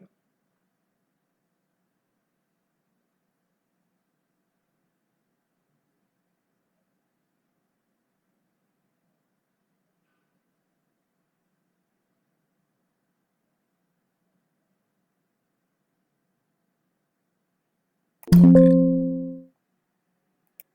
So you see now we have only 2020. The reason we removed the 2019 data because it's just a month of December, and so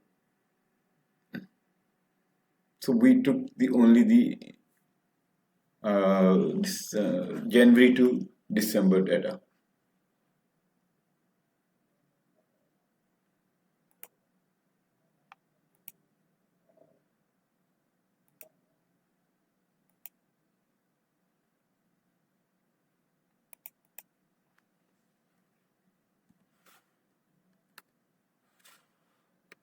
Twenty twenty. So we will write it down data set as a 2020, right?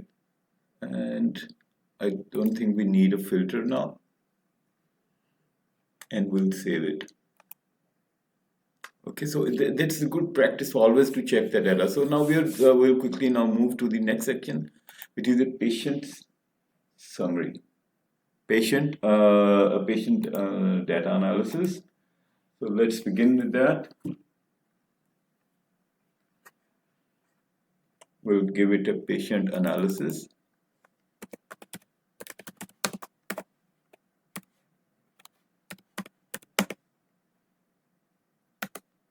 Okay, so we will save it, and now we'll put a text box here.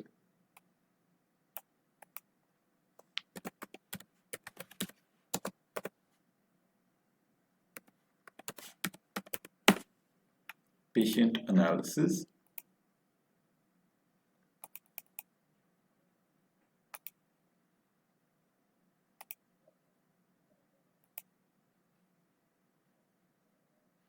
Let's I think we should use the same pattern.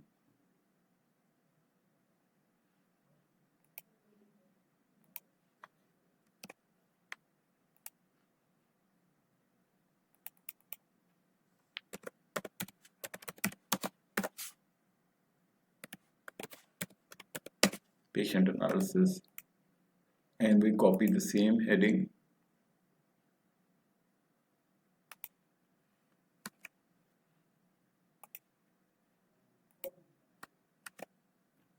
Okay, and now always save your data because it doesn't auto save. So we need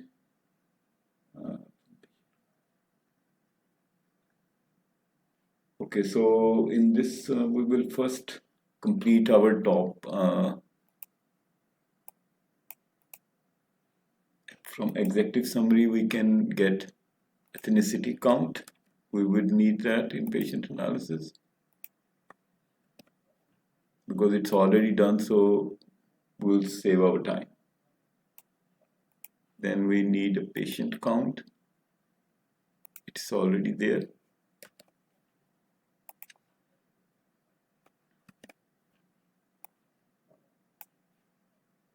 And then we need a state count,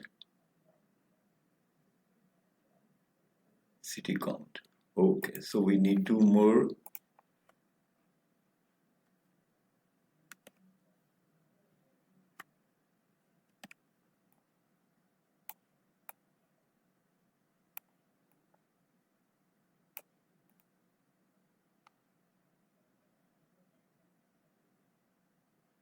And now it's the state count. The state count we will take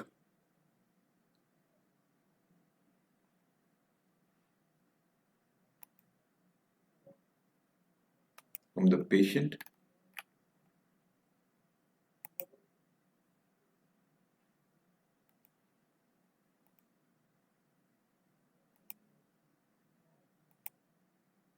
So we count of states, count of state,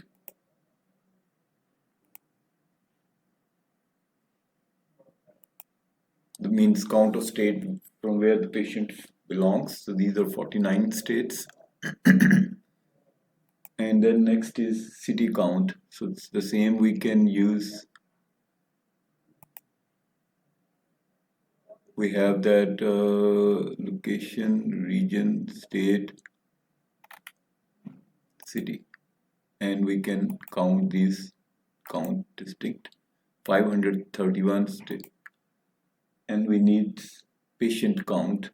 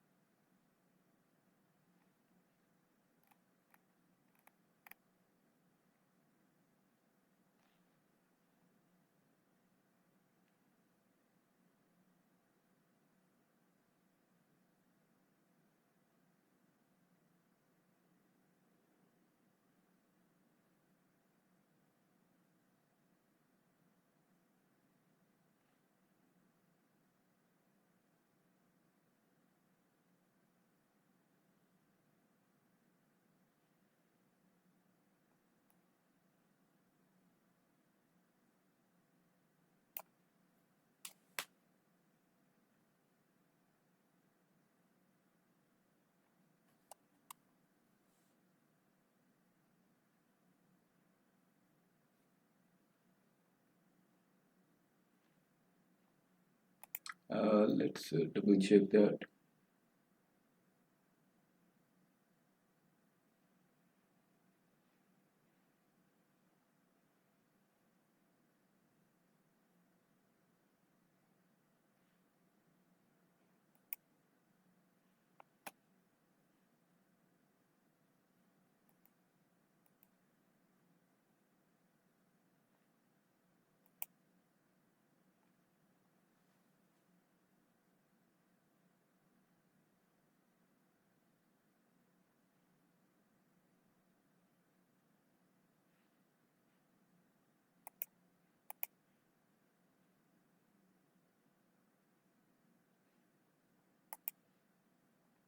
So basically this will be the data from fact table, which shows how many patients they served.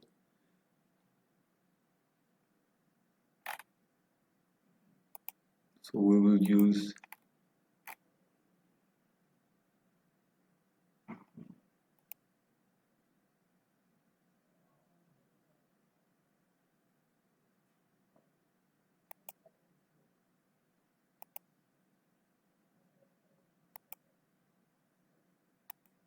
so they basically served 54,000 patients, because these are repetitive they came, and that's how that's showing. Let me double check with this.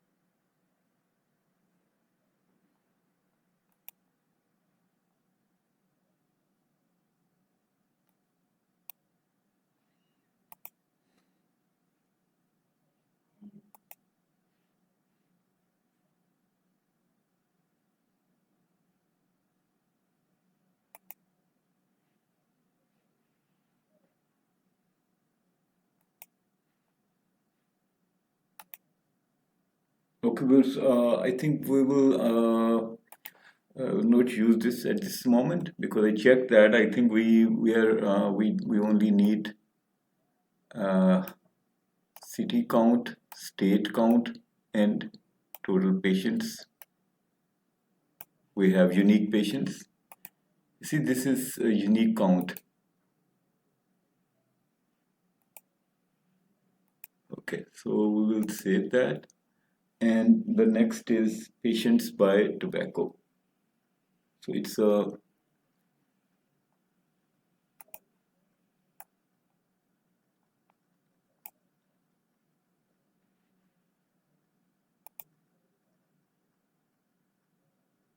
so here we'll use from the patients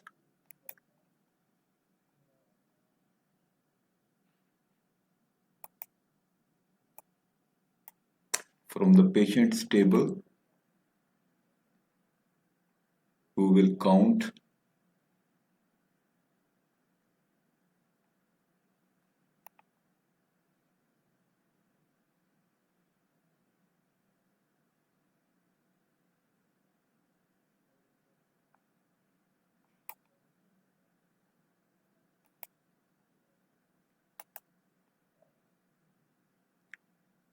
and in the legend we will use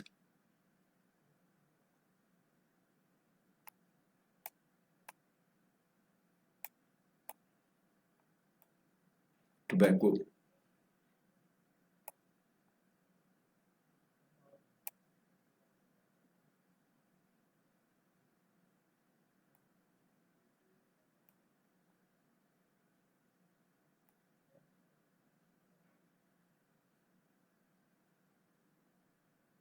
Okay, so we have that, and now we will change its heading to more legible.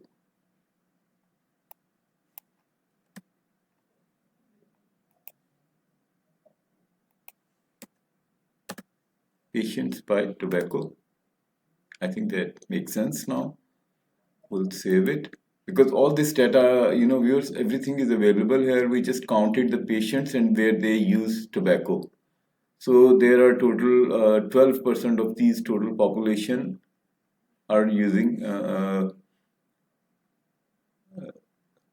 12% of these are using tobacco. So next is patients by exercise. So we'll copy the same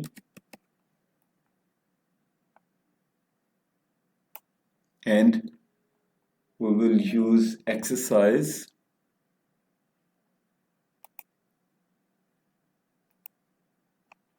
and in the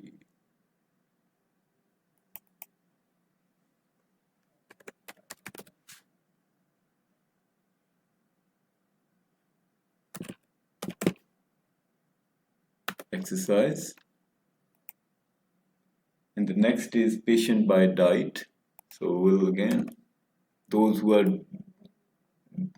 doing a proper diet, because these are some key factors impacting the insurance.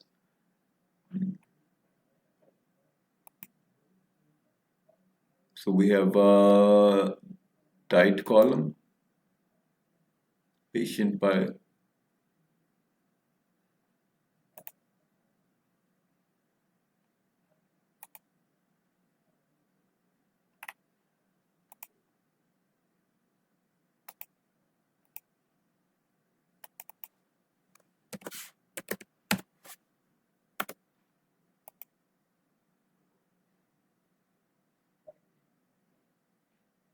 and then we will use patient by alcohol.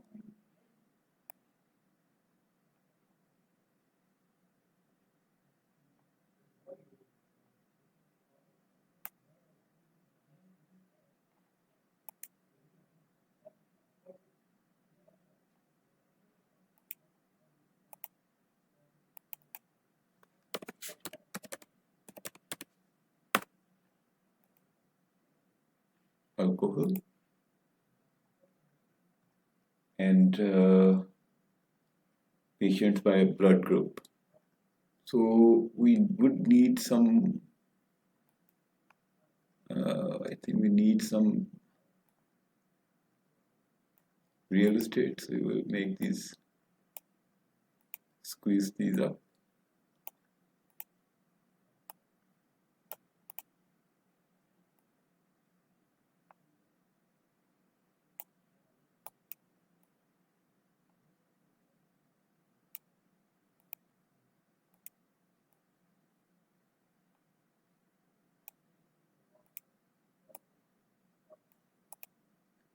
Okay, and we need a patient blood group.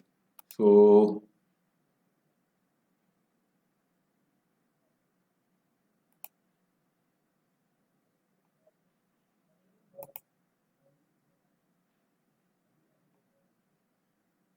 the clustered column chart, and we'll use a blood group here and the patient count.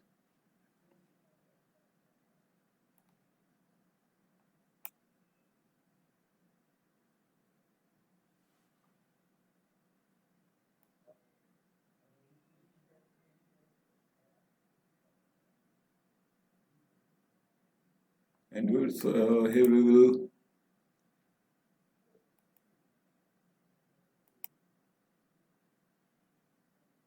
like in this summary we use these schemes, so we can use the same scheme here.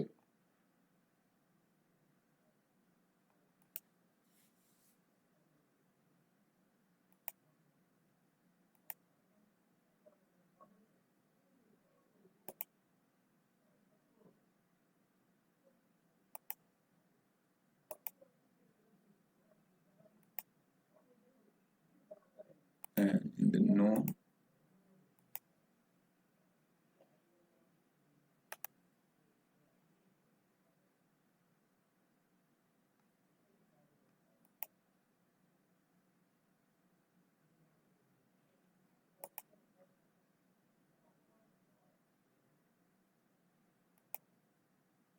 same thing we can do with that.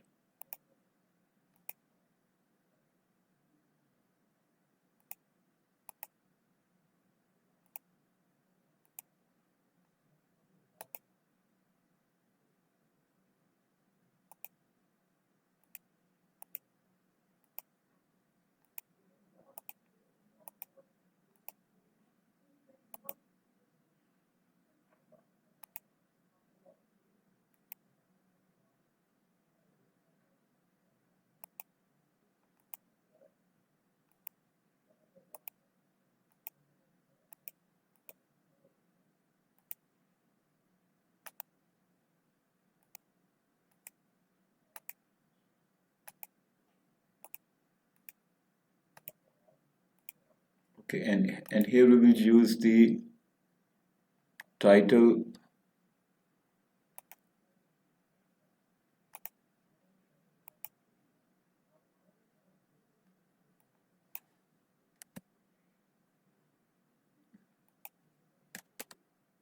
patients by blood group.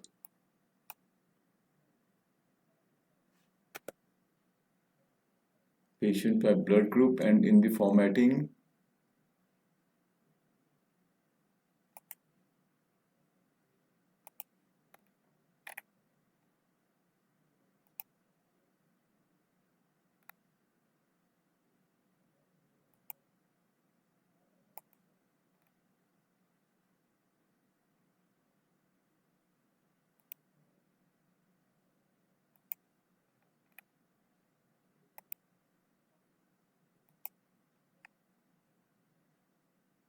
skin color gradients,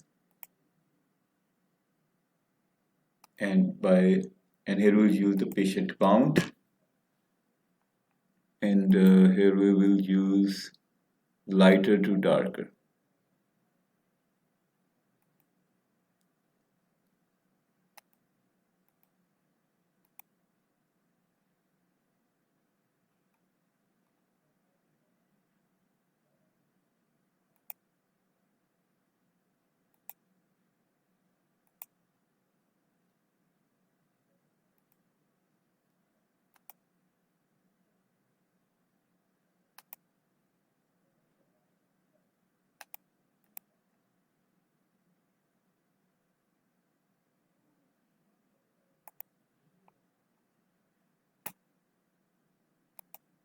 Okay, so blood group, you see we need a labels also, so we can put the turn on the labels. So darker we have, the more we have, the least we have is lighter, the most we have will be darker, right? So that makes sense.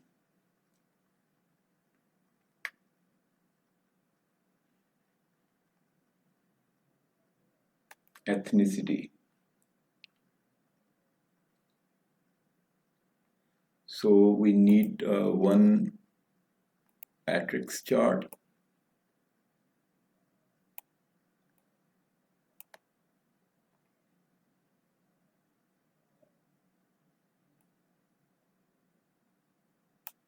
And in the matrix chart, we will use rows ethnicity,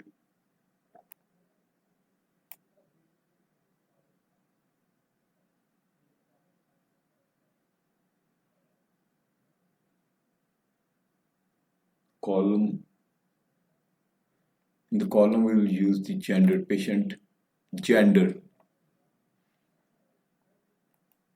So let's do that.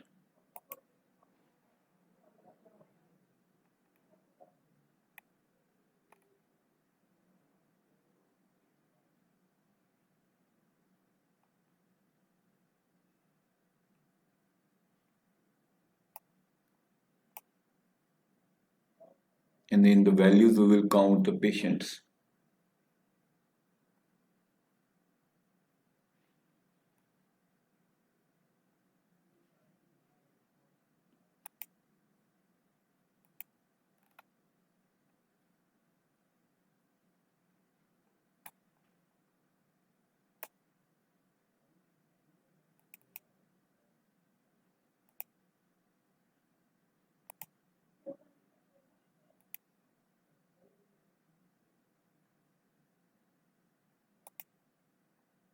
So these are the amount of distinct patient they have in the fact table. And viewers, here we will do some formatting.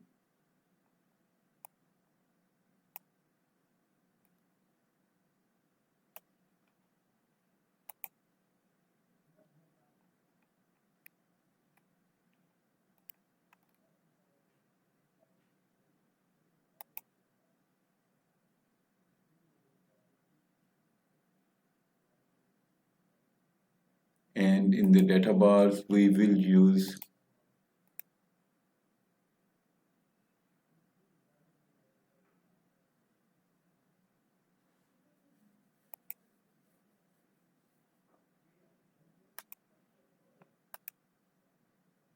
okay.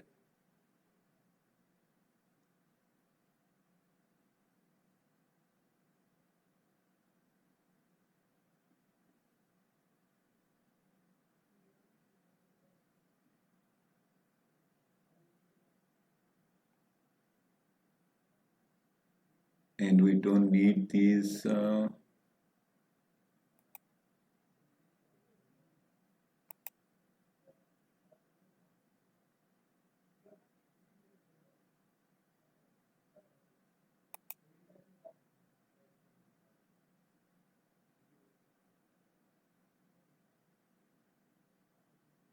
yeah, that looks we can change the color, background color.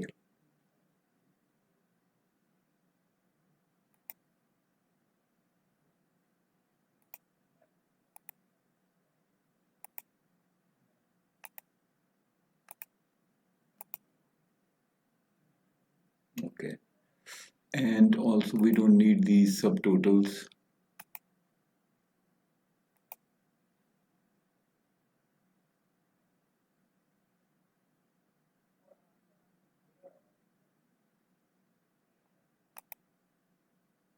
Okay. So we have completed this patient's ethnicity by the gender, and then we need a patient by states.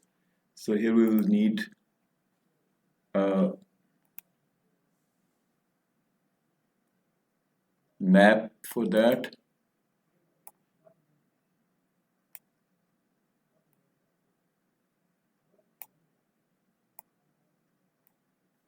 in the map,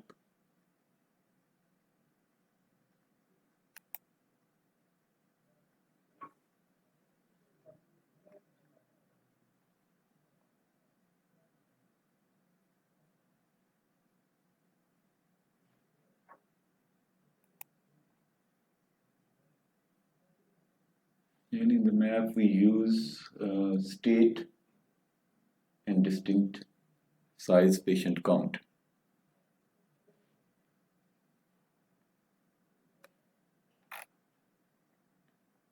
So everything is available in our patient stable dimension. So we will take the state here.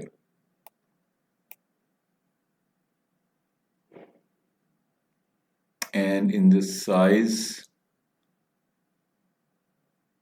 we can use patient count.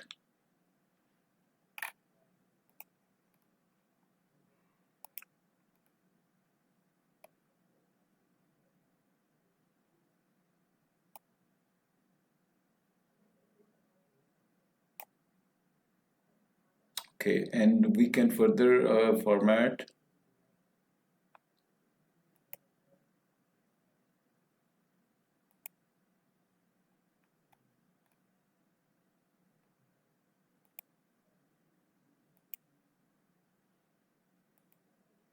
we will use a gradient, distinct patient, lighter to darker. The more patients we have, the more. You see now it looks better. We see, you see we have different colors. So these are ranges. So these are California, Texas,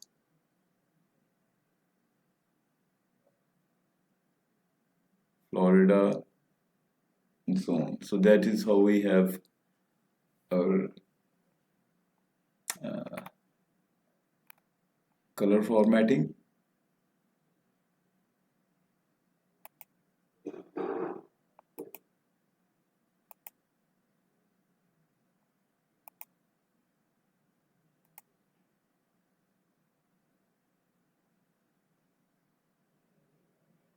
Let's see what it does.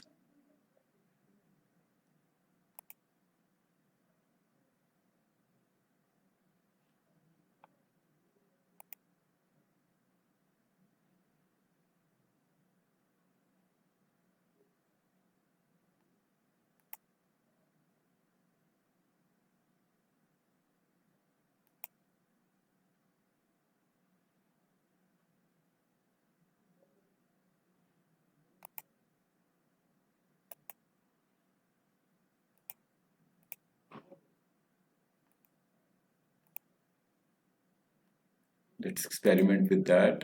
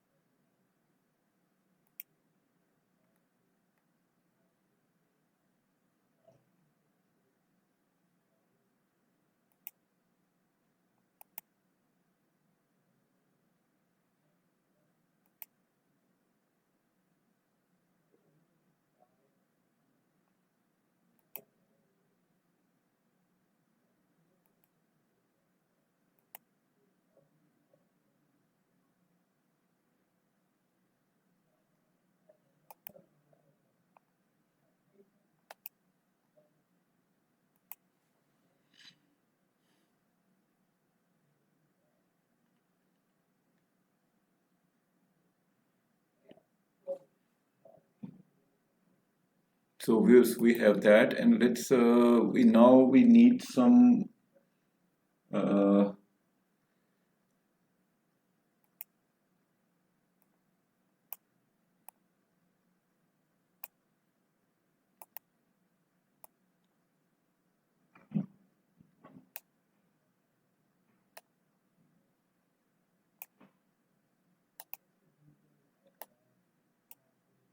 okay. So we'll save it, and we need some filters also for the states, regions.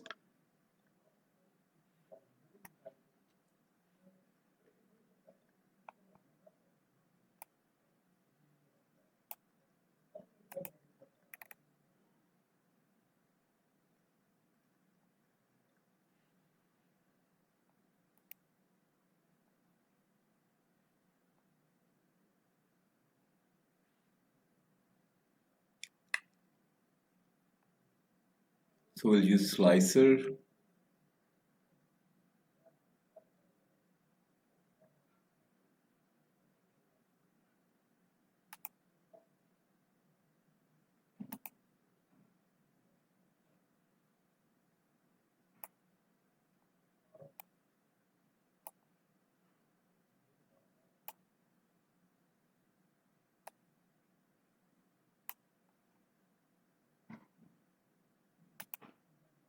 And in the slicer, we need a region from the patient's table.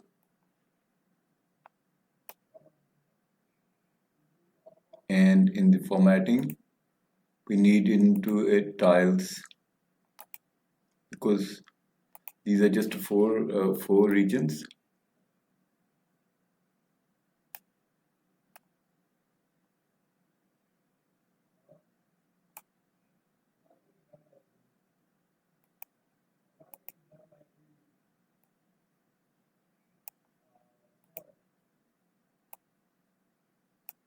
Okay.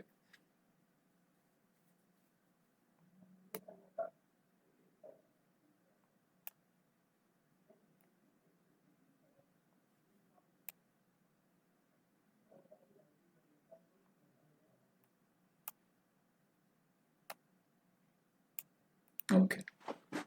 Now that makes sense. Now we will save this data, and let's say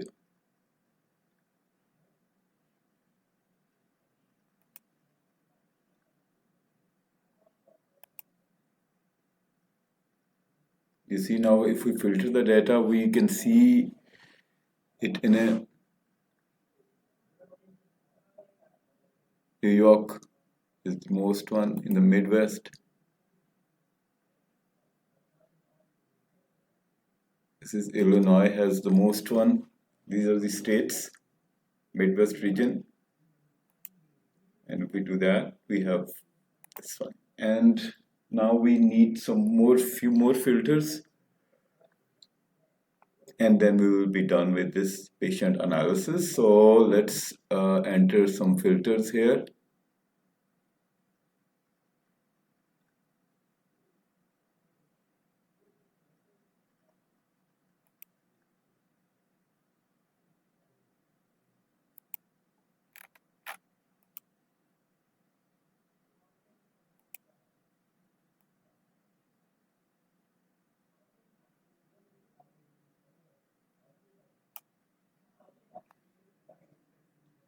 And this filter is like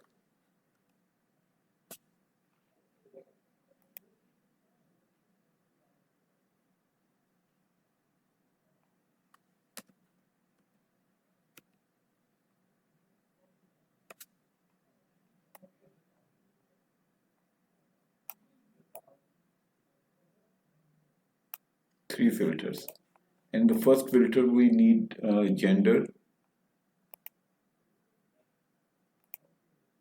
Patient gender can be obtained from patient's table.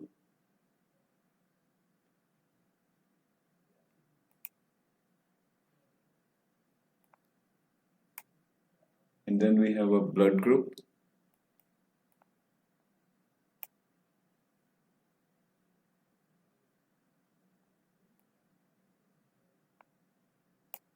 Blood group can be also obtained from, this is all patient related data, so blood group also can be obtained from the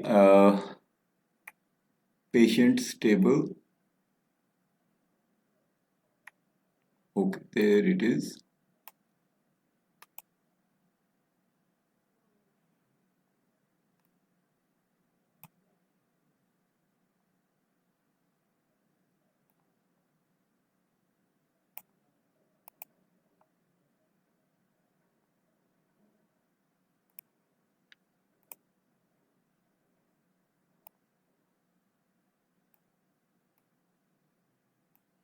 and this is the ethnicity.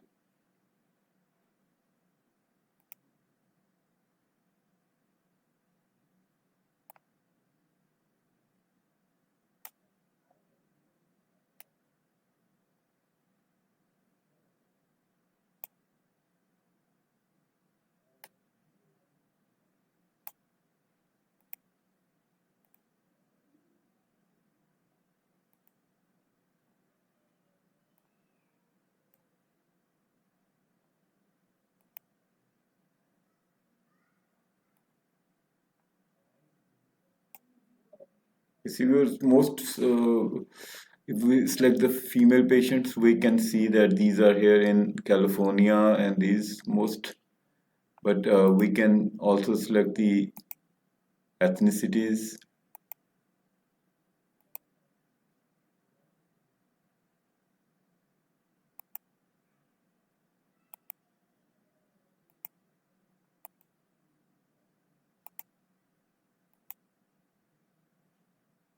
American, Indian, Alaskan natives.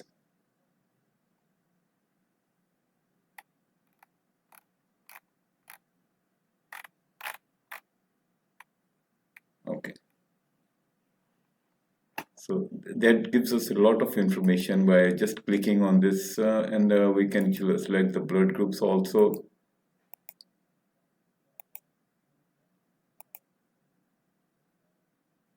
AB negative, we have like.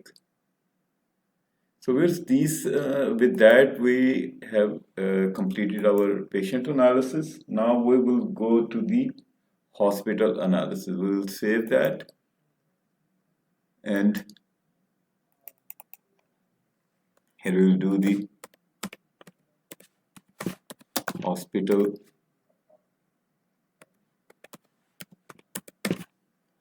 analysis, and we'll save it.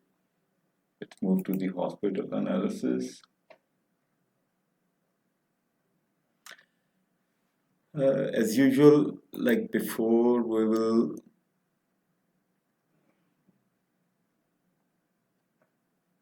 reuse some of these visuals.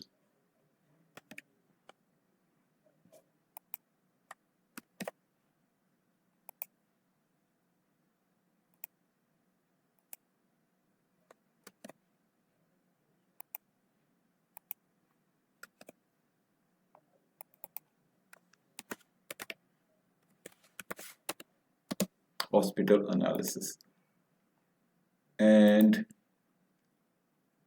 we need this one,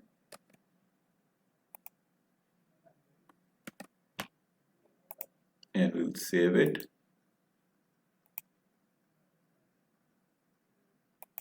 And here we want number one is arc ratio.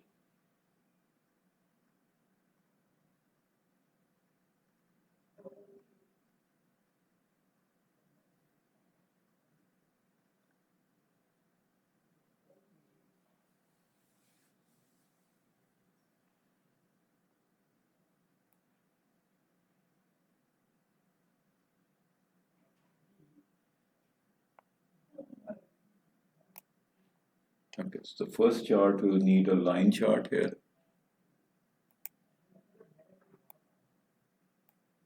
Accounts receivable ratio, so it is basically start of month.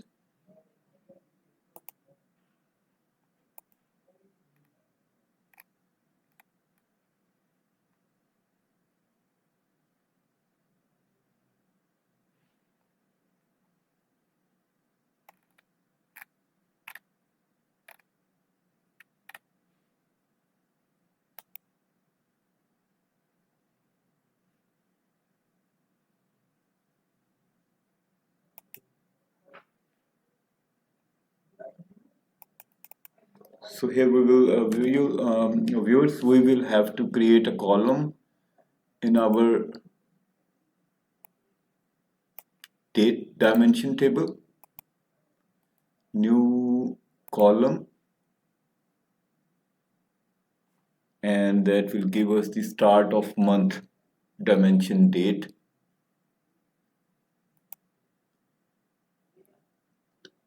It's the beginning of every month, and we will use this in the x-axis.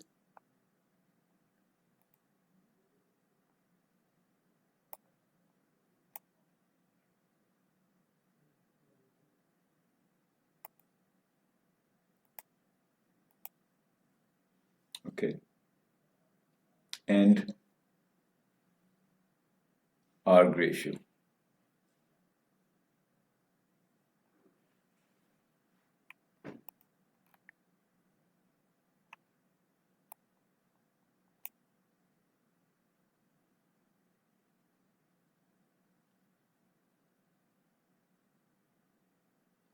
And when we will use in this, we'll format a bit.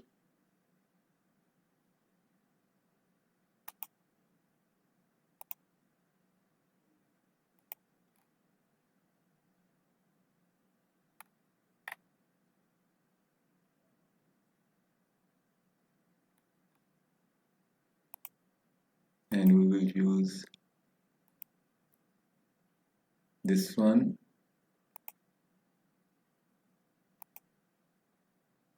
We don't need the shaded, we need data labels and markers. Okay.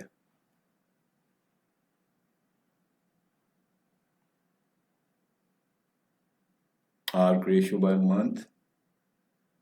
The next is IPTP ratio. We'll copy that, and that is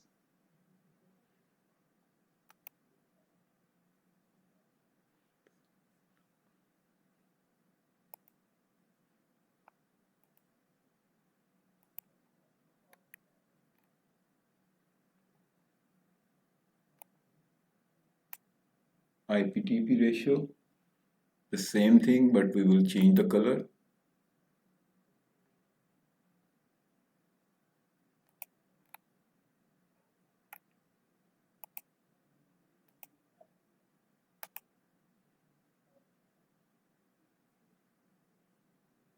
Or we can change it to a bit different color, IPTP ratio. Or well, let's keep it the same, IPTP ratio by month. And next we have total gross expenses by CPT units. And that will be a pie chart. So we have created a exam point of view and certification point of view videos where it is very elaborated, or when we have elaborated when the different charts or types of charts are used, or in what situation the best chart type is suitable. So in this total gross expenses, we will use CPT grouping.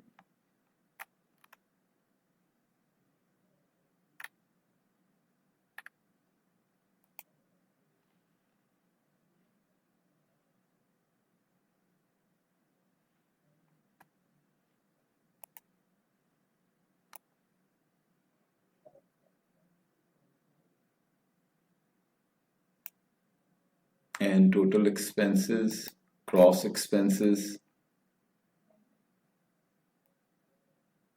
the values.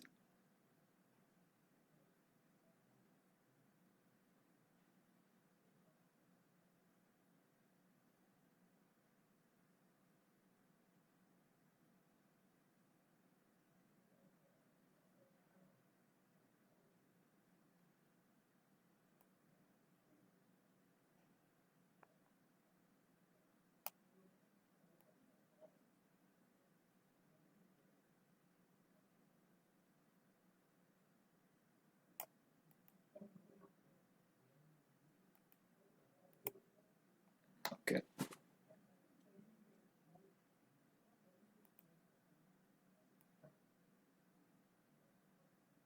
Total gross expenses, we change its title to more better, more legible, I think.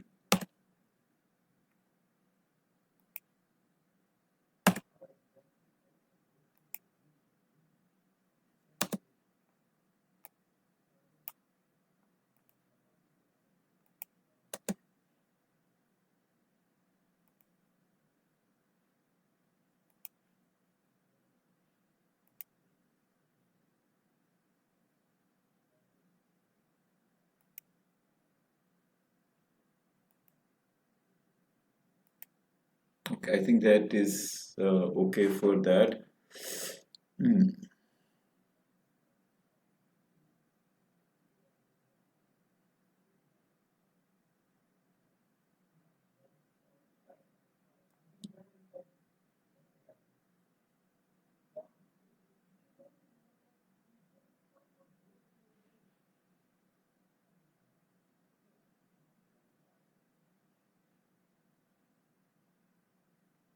Okay, so we will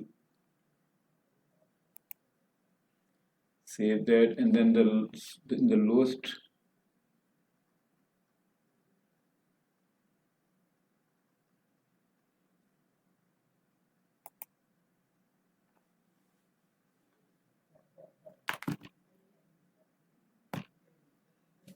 And in the another, we need another table, cross tab.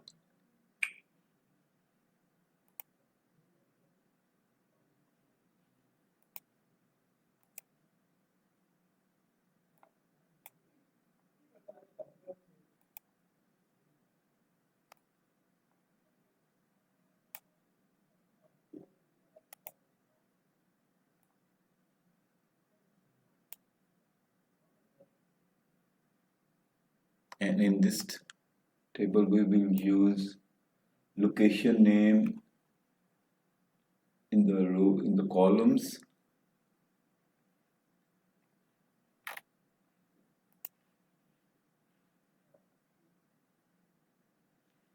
We will have to look into the DIM hospital, and in the columns we need location and some of accounts receivable. These accounts receivable are available in the fact table.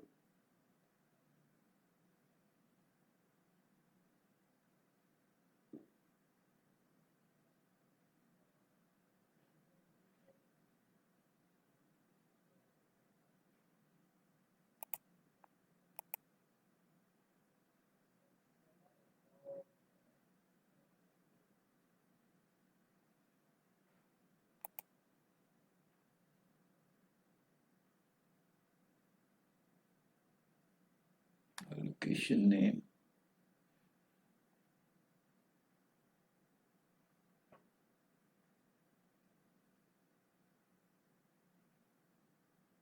Basically, this is a simple chart, simple table. We don't need that. And location name is from the hospital. Hospital, here we have.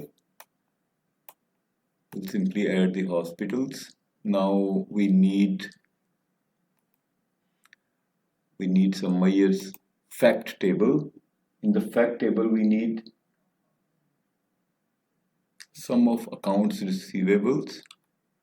You see, this is accounts receivables. And then we need IPTP ratio from the Myers we created.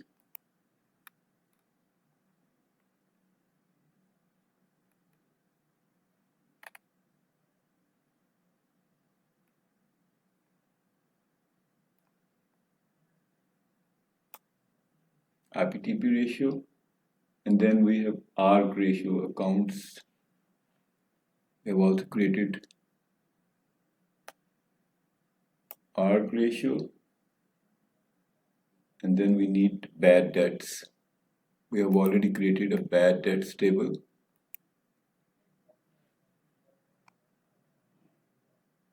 Myers, So basically what we have is in the Myers table,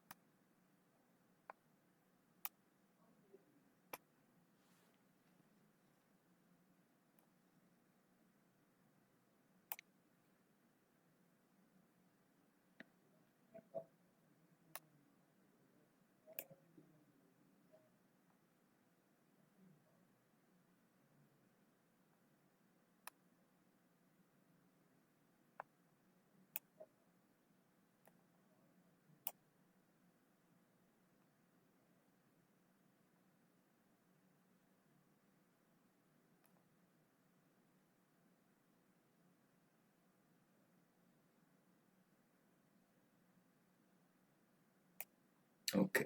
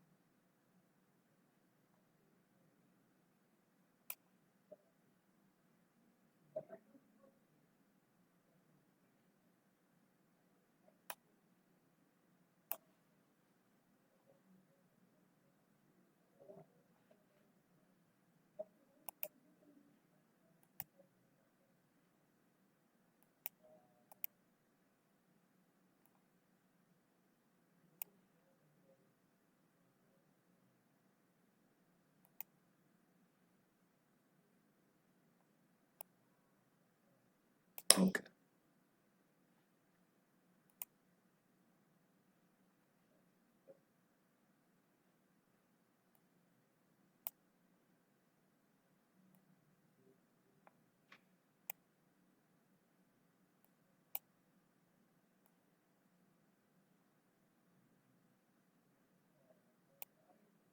okay.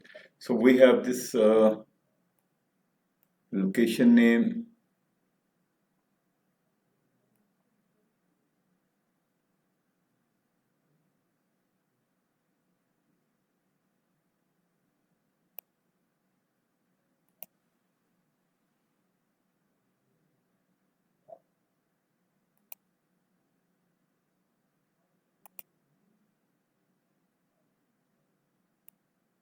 Okay, so we have this one as well. We can perhaps try to convert it to a,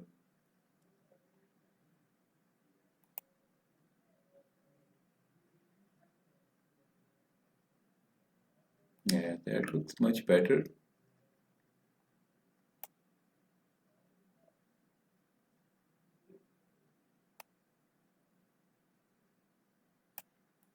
And more, we can some, let's see, more legible formatting, try to do that. Cell elements,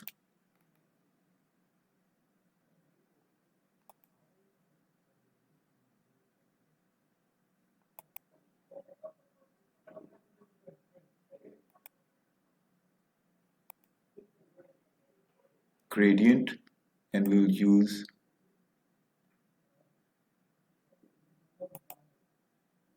light to dark. Let's see how it looks like.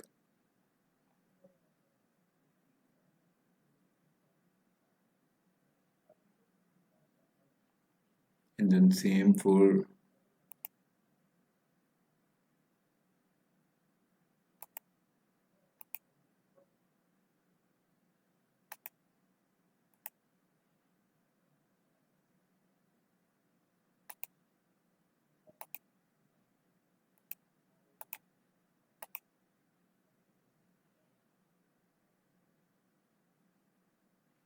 and then also we can apply these to the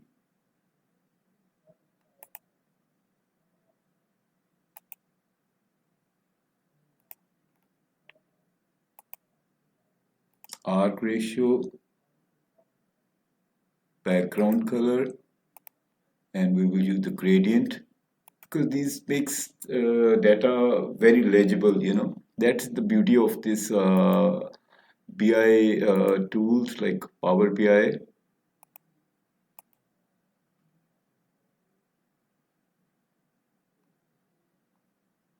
And the same for goes for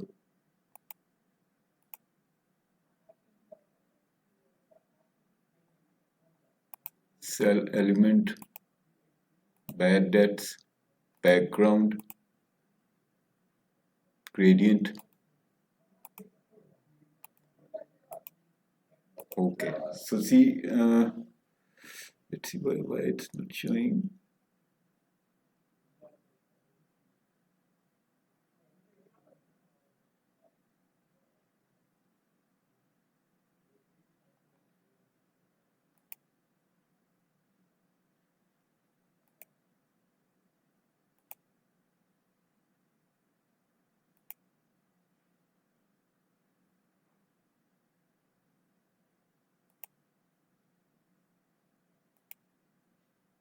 Okay, since there is no data, so the data we have is these are the highest values.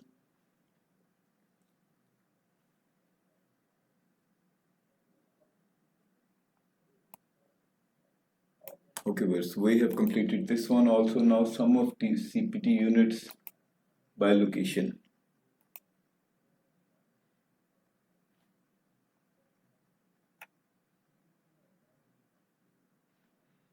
And here will be use of funnel chart. And in this we have location name,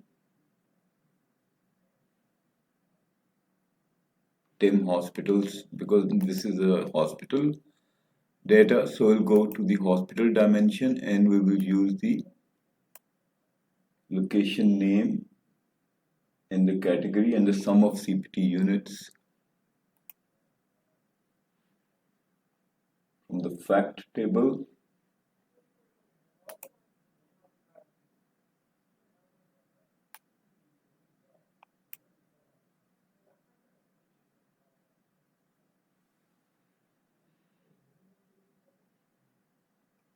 Let's try to format these as well so it looks better.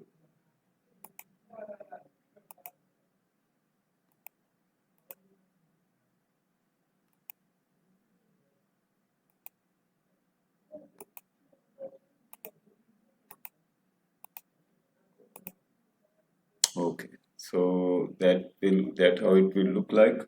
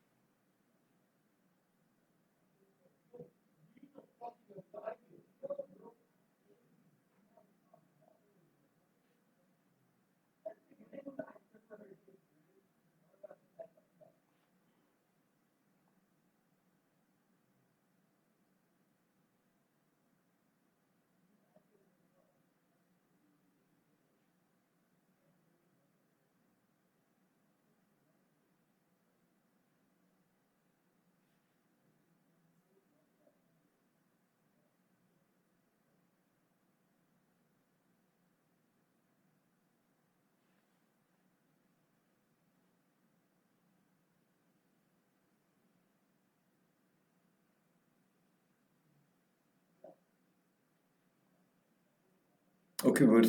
We have done this one also. Let's complete the next chart. No, sorry. We have further some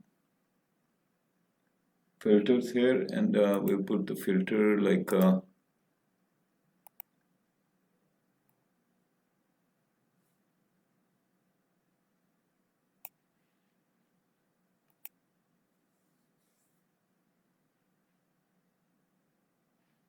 so we need some small cards, KPIs.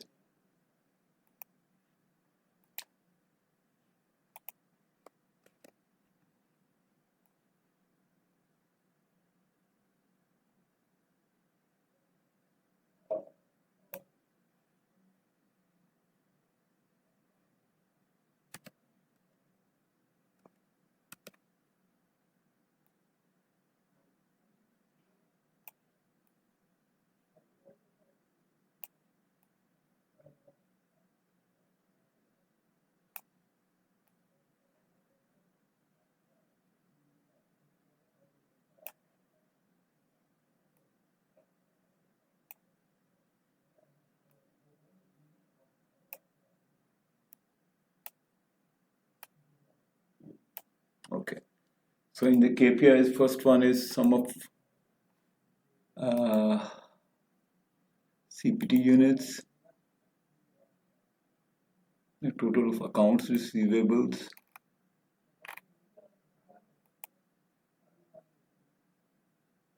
$2.6 million, and then we have number of hospitals,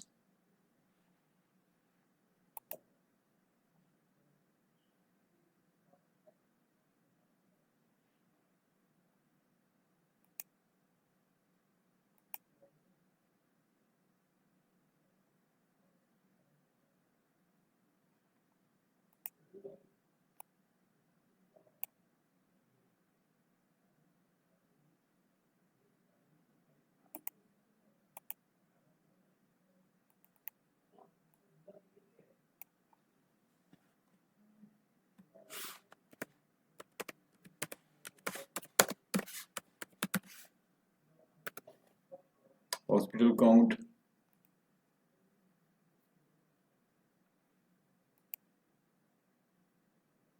total CPD units.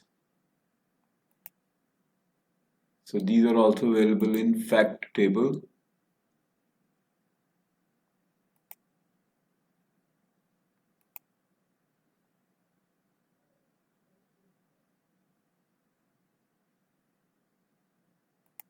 Perhaps we can make it better.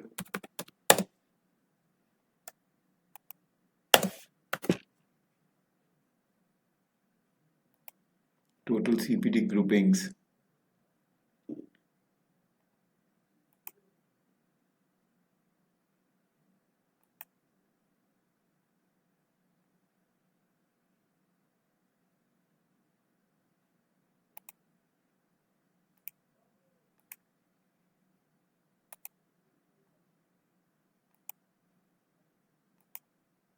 $11.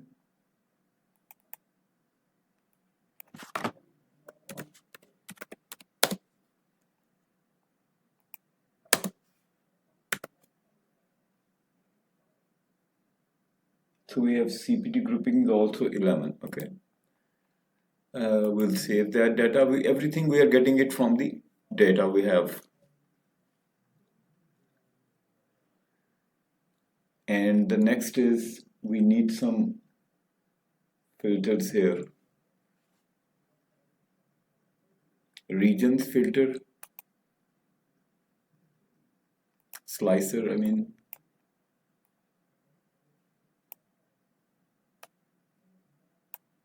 And in the slicer, we will use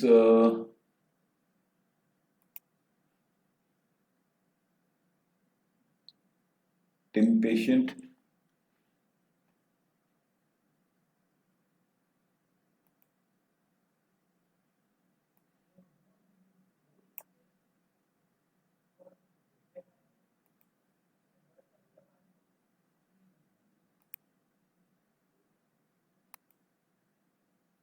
we make these tiles. So these are available because tiles are good when we have specified number of these values, and these are not too large.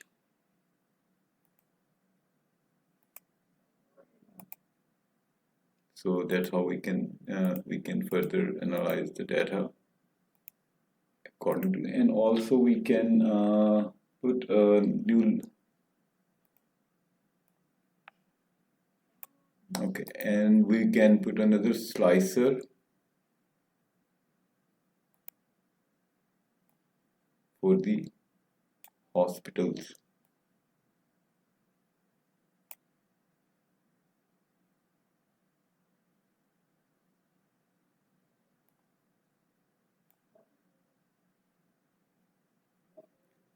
Let's try to add a slicer for the hospitals.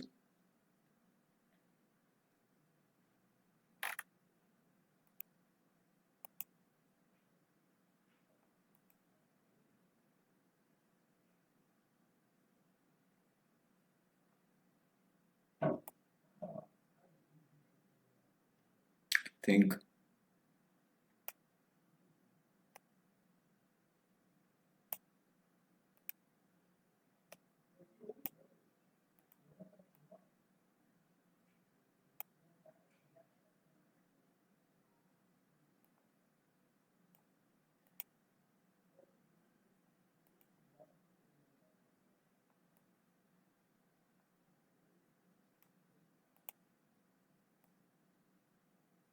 okay. So I think we now we are done with these hospital analysis. So we have completed executive summary, patients analysis, hospital analysis, and the last one is the provider analysis. Let's do that. Provider are basically the physicians, and we same as before we will copy the some of the visuals to save our time.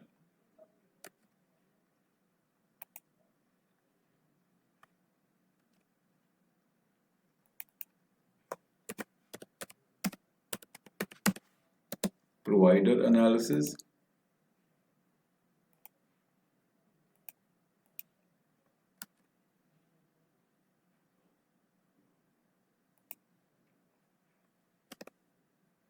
and we'll give it a name, PROVID, provider, ANAMISIS, provider analysis.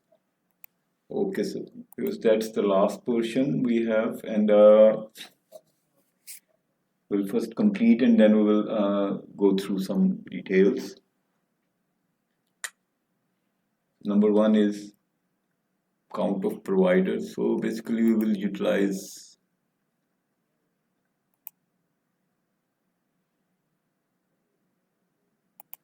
same kind of because we have already formatted, so we can save our time by utilizing the same already created cards. And in this card we have count of providers. In the count of providers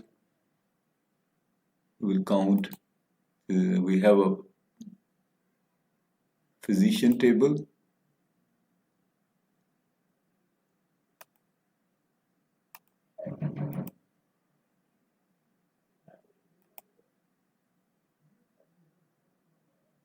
provider count, and in the visual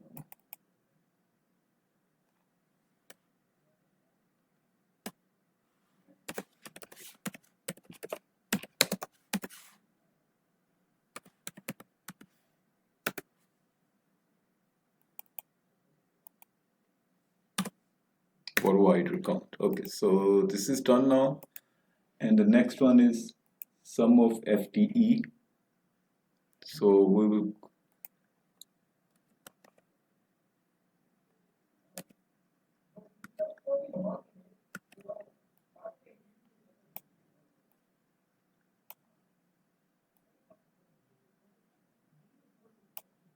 So this is one. Second one is sum of provider FTE.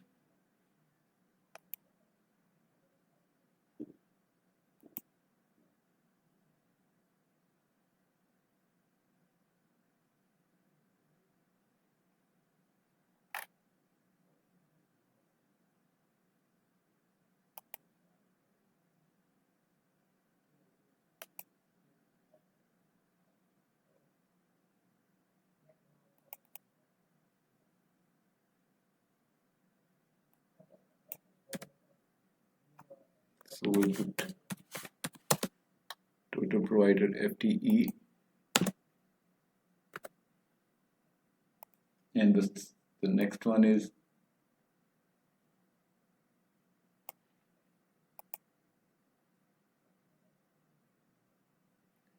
count of provider specialty.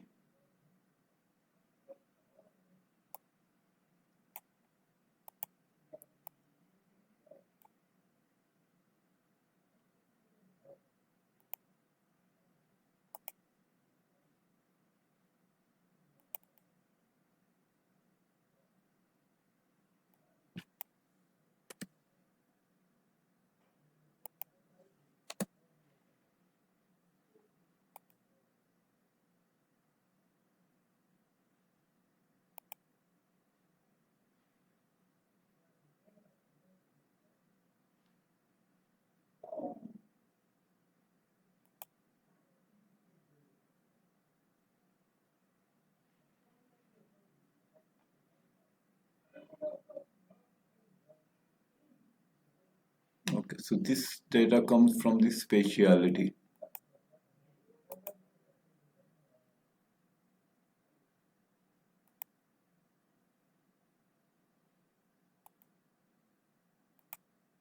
Thirty-four type of these specialties, and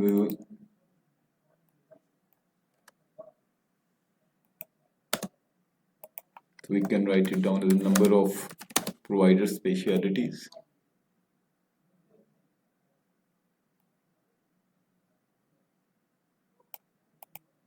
Okay, and the next one is count of city.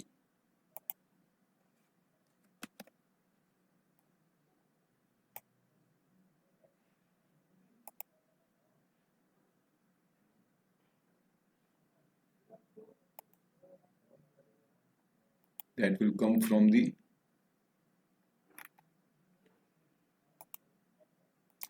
city. Okay, let's do that.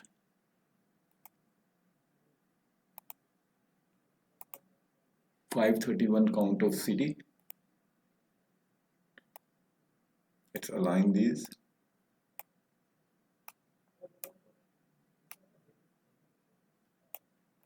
Okay. So the next one is physician count by region.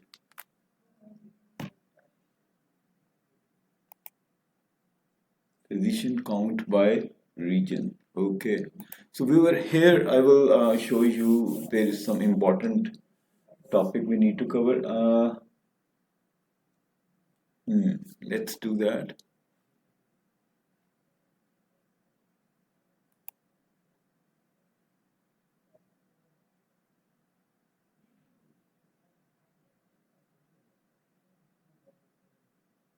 So here we will use a cluster chart.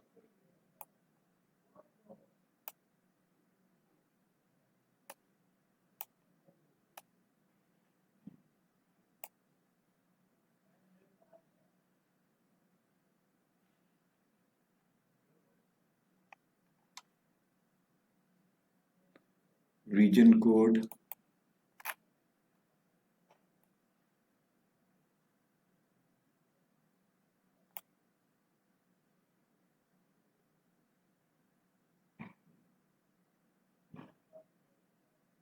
And then we have physician counts.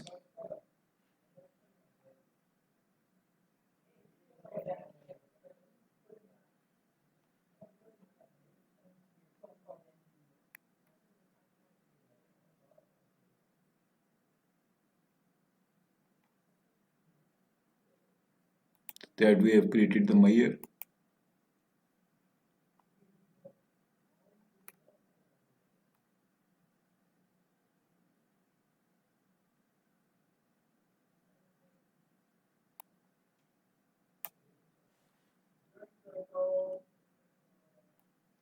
And we will here again we will use the gradients.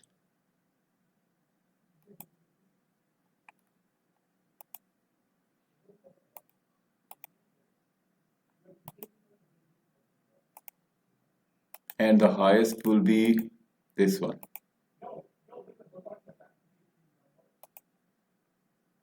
And we don't need a legend.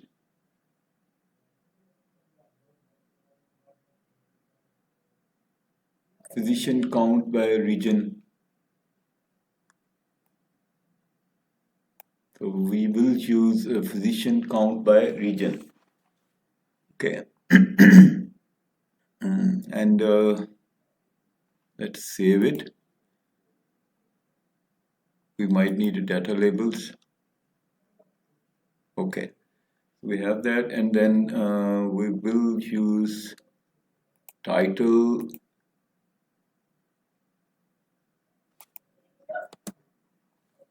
physicians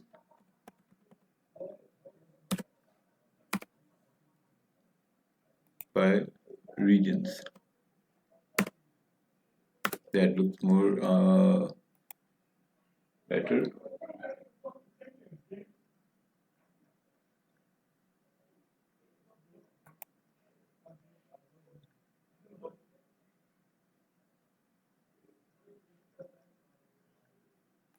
And the next is CPT units and physician count by start of month. And here we will use again this chart. No, I think we need a stacked chart.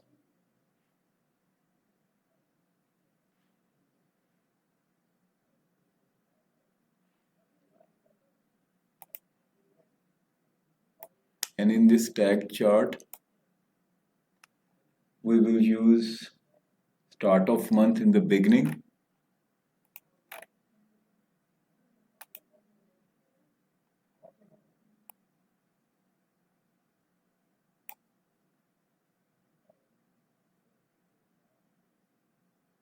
Start of month in the x-axis, sum of CPT units from the fact table,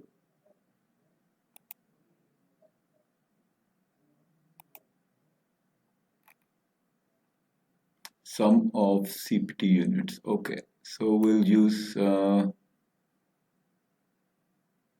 column y-axis and position count in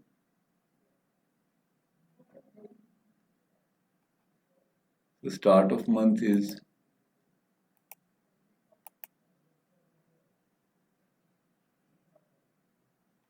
January, February, okay. And then we need on the line axis, why we need a physician count.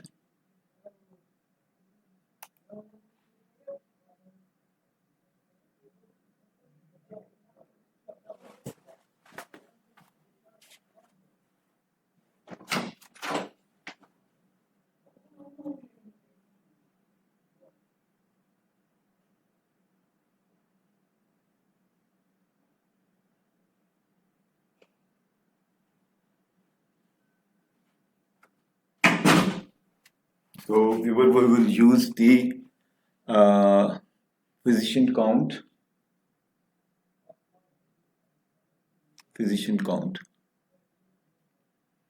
from the Meyers.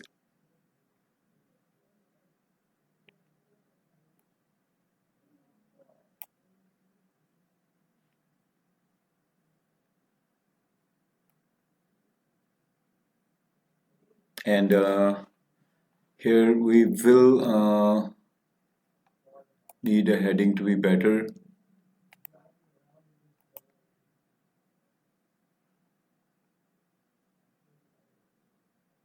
CPT units and physicians by month. Okay, CPT units and physicians by month, and let's make it more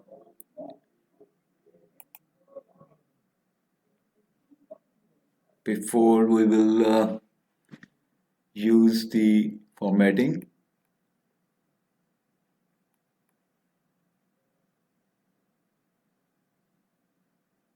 Columns, we can, as usual, we will use the gradient.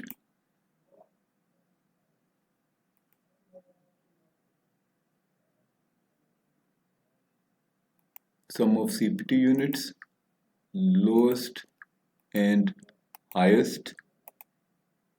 Okay, and the line color, we can take it as a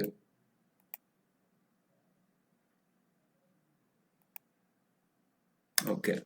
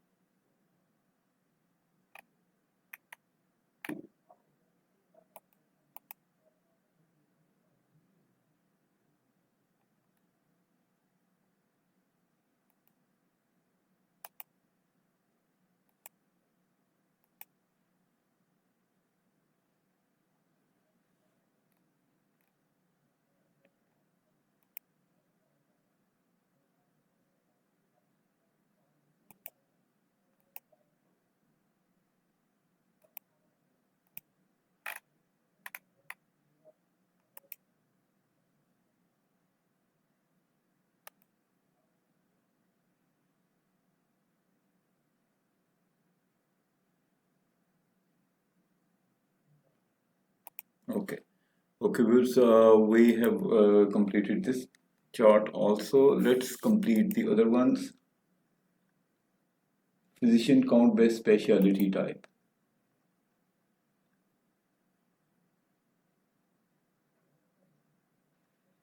So we will use this cluster chart, and in this cluster chart, specialty type,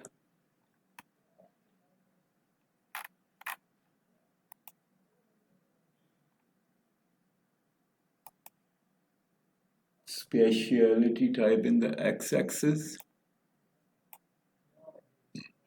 and physician count in the y-axis from the measures we created.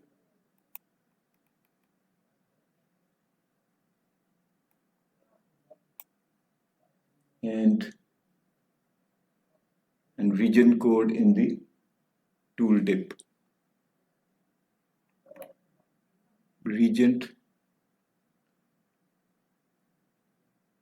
okay.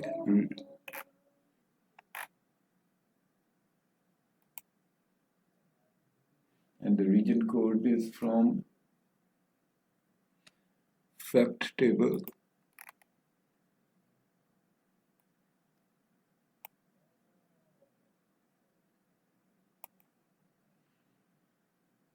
Region code is in the small multiples. Okay, viewers. And we need, the way we are now, it's very important to understand how we are using these visuals, and what type of the features we can use. You see, with the same clustered chart, we have now four different, it's divided into four regions, so that requires some attention. So let's turn on the data labels, columns. We can again use the gradient and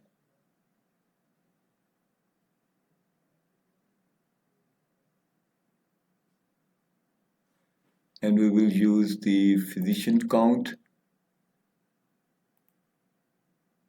this to this, and we don't need a legend, so we have the physician count and specialty type by region, and the title would be physicians by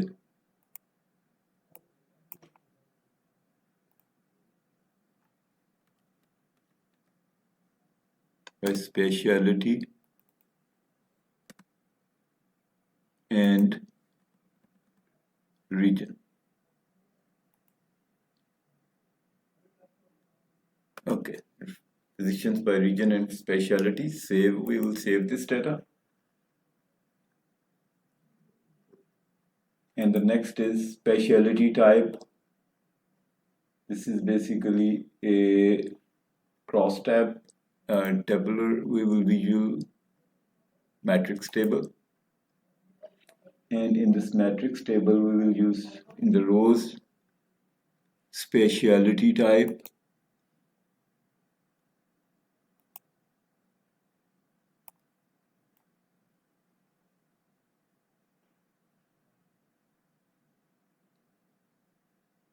and then provider specialty,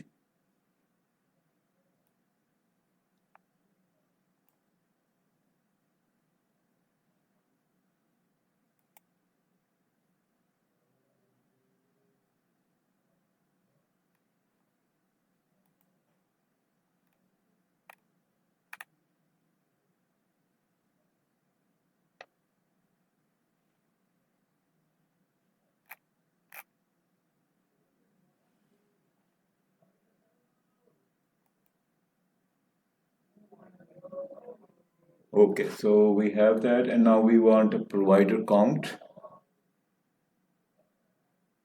value. In the values, we'll use provider count,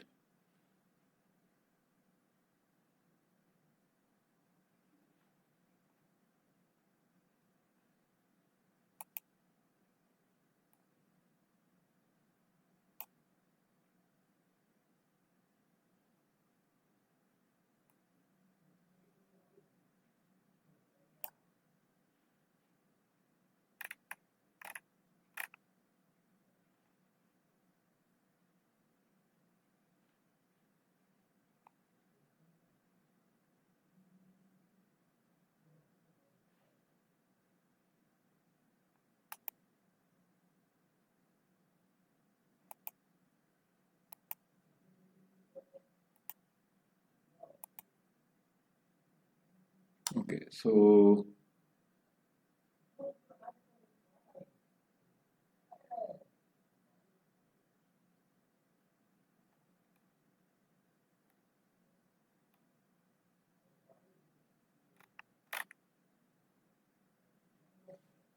okay, so now next is total FTE.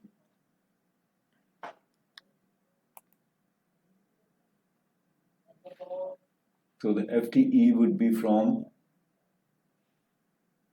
provider FTE.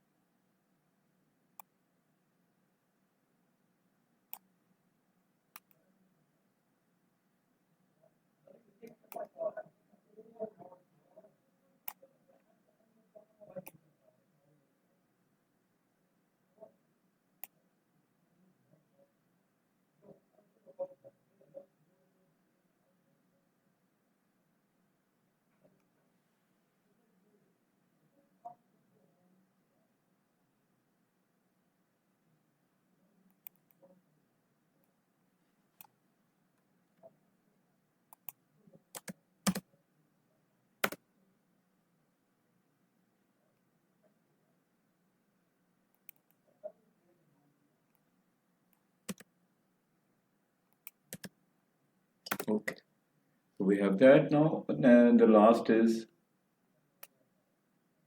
total CPT units. Total CPT units would come from the fact table.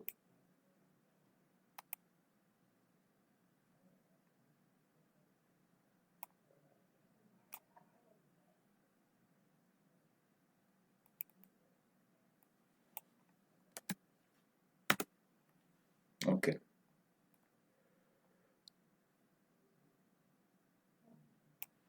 We'll save that, and one thing we can do more is we can do some quickly do some formatting.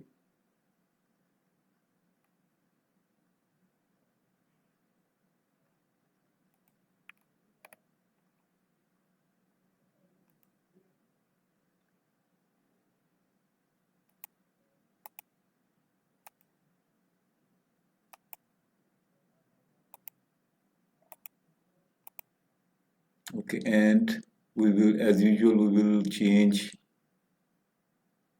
the color matching to our scheme.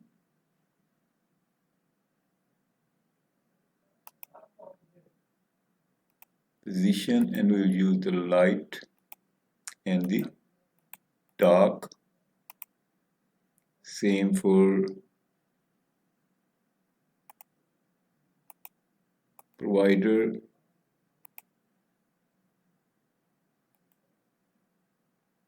Light and this one.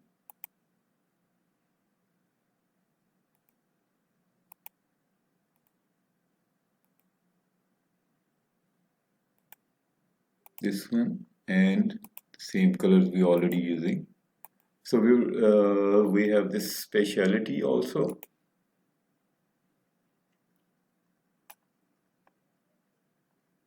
Okay, we'll save this data. We're almost done with our project, and let's add some slicers, and we'll be done. So let's first add a slicer. Let's try to copy, or we can add these here.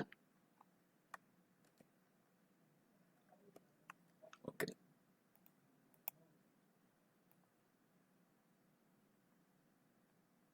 First slicer go here, second slicer go here, and third slicer. The first slicer is the blood groups, and we will use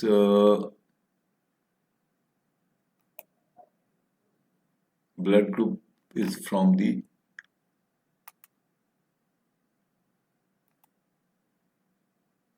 let's make it a tile.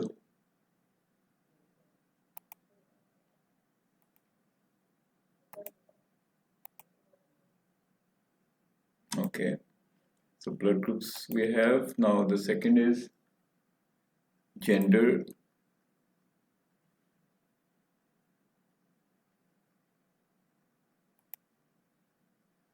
And make it a tight tile.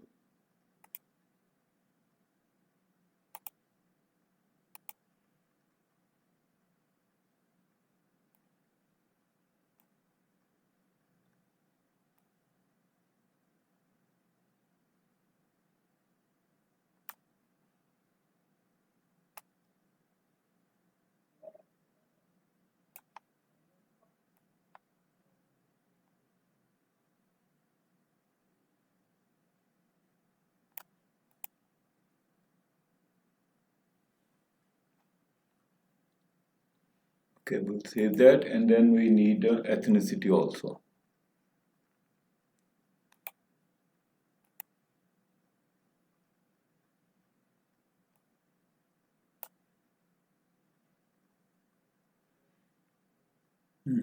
Ethnicity we can get it from patient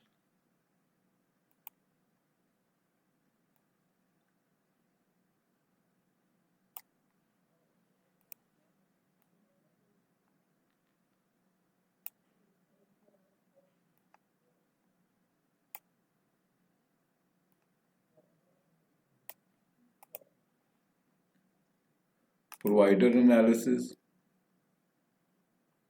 and patient data, patient.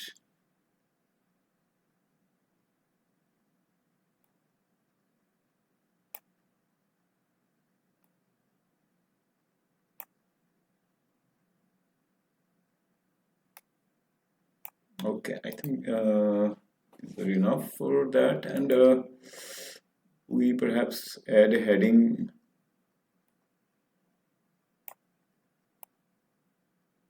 small heading that belongs to patient. So we can add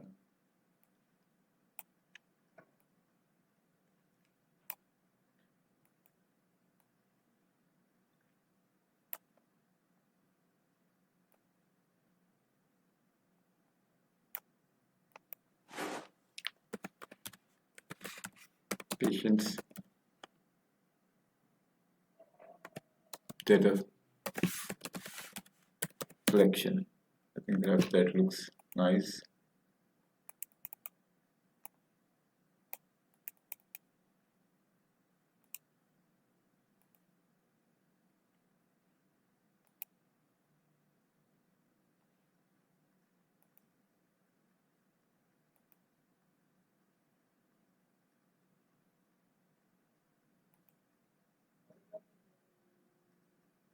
Okay, we are done with our graphs, and there are a few things I would like to highlight. We used in this physicians regions, we use the measure which is known as patient physician count. So you see in this measure, I would like to elaborate further on that measure we use for the patient count, because we are counting the patients, and if we look at the data model, we have, you see, physician.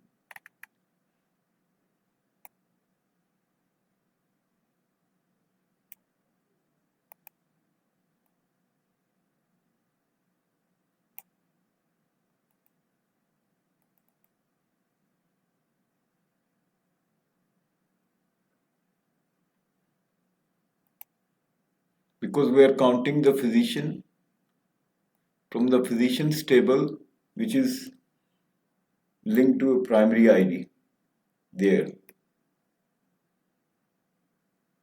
And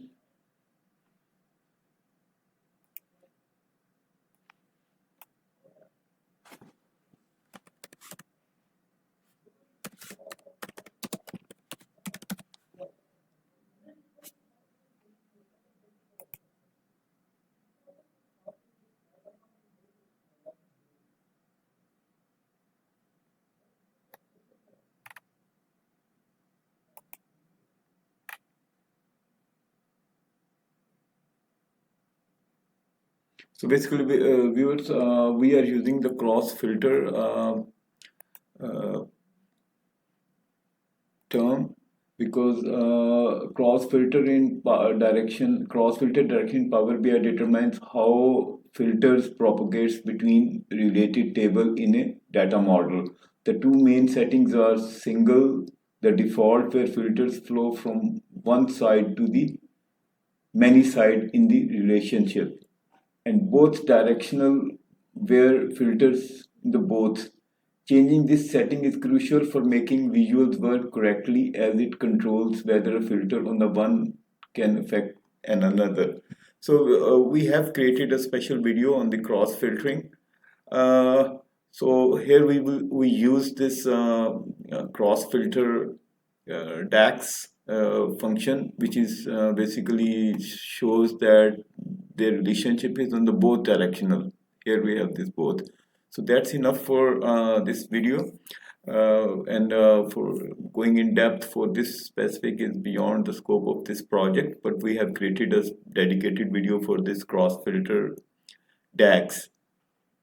So we are done with our project, and we will go to the main. So we have Let's do that.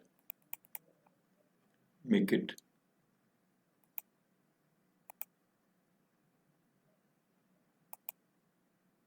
This one is done.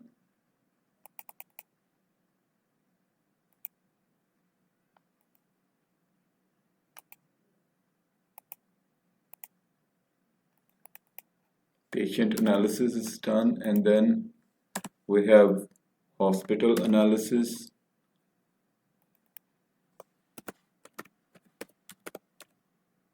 Hospital analysis as well. And then we have the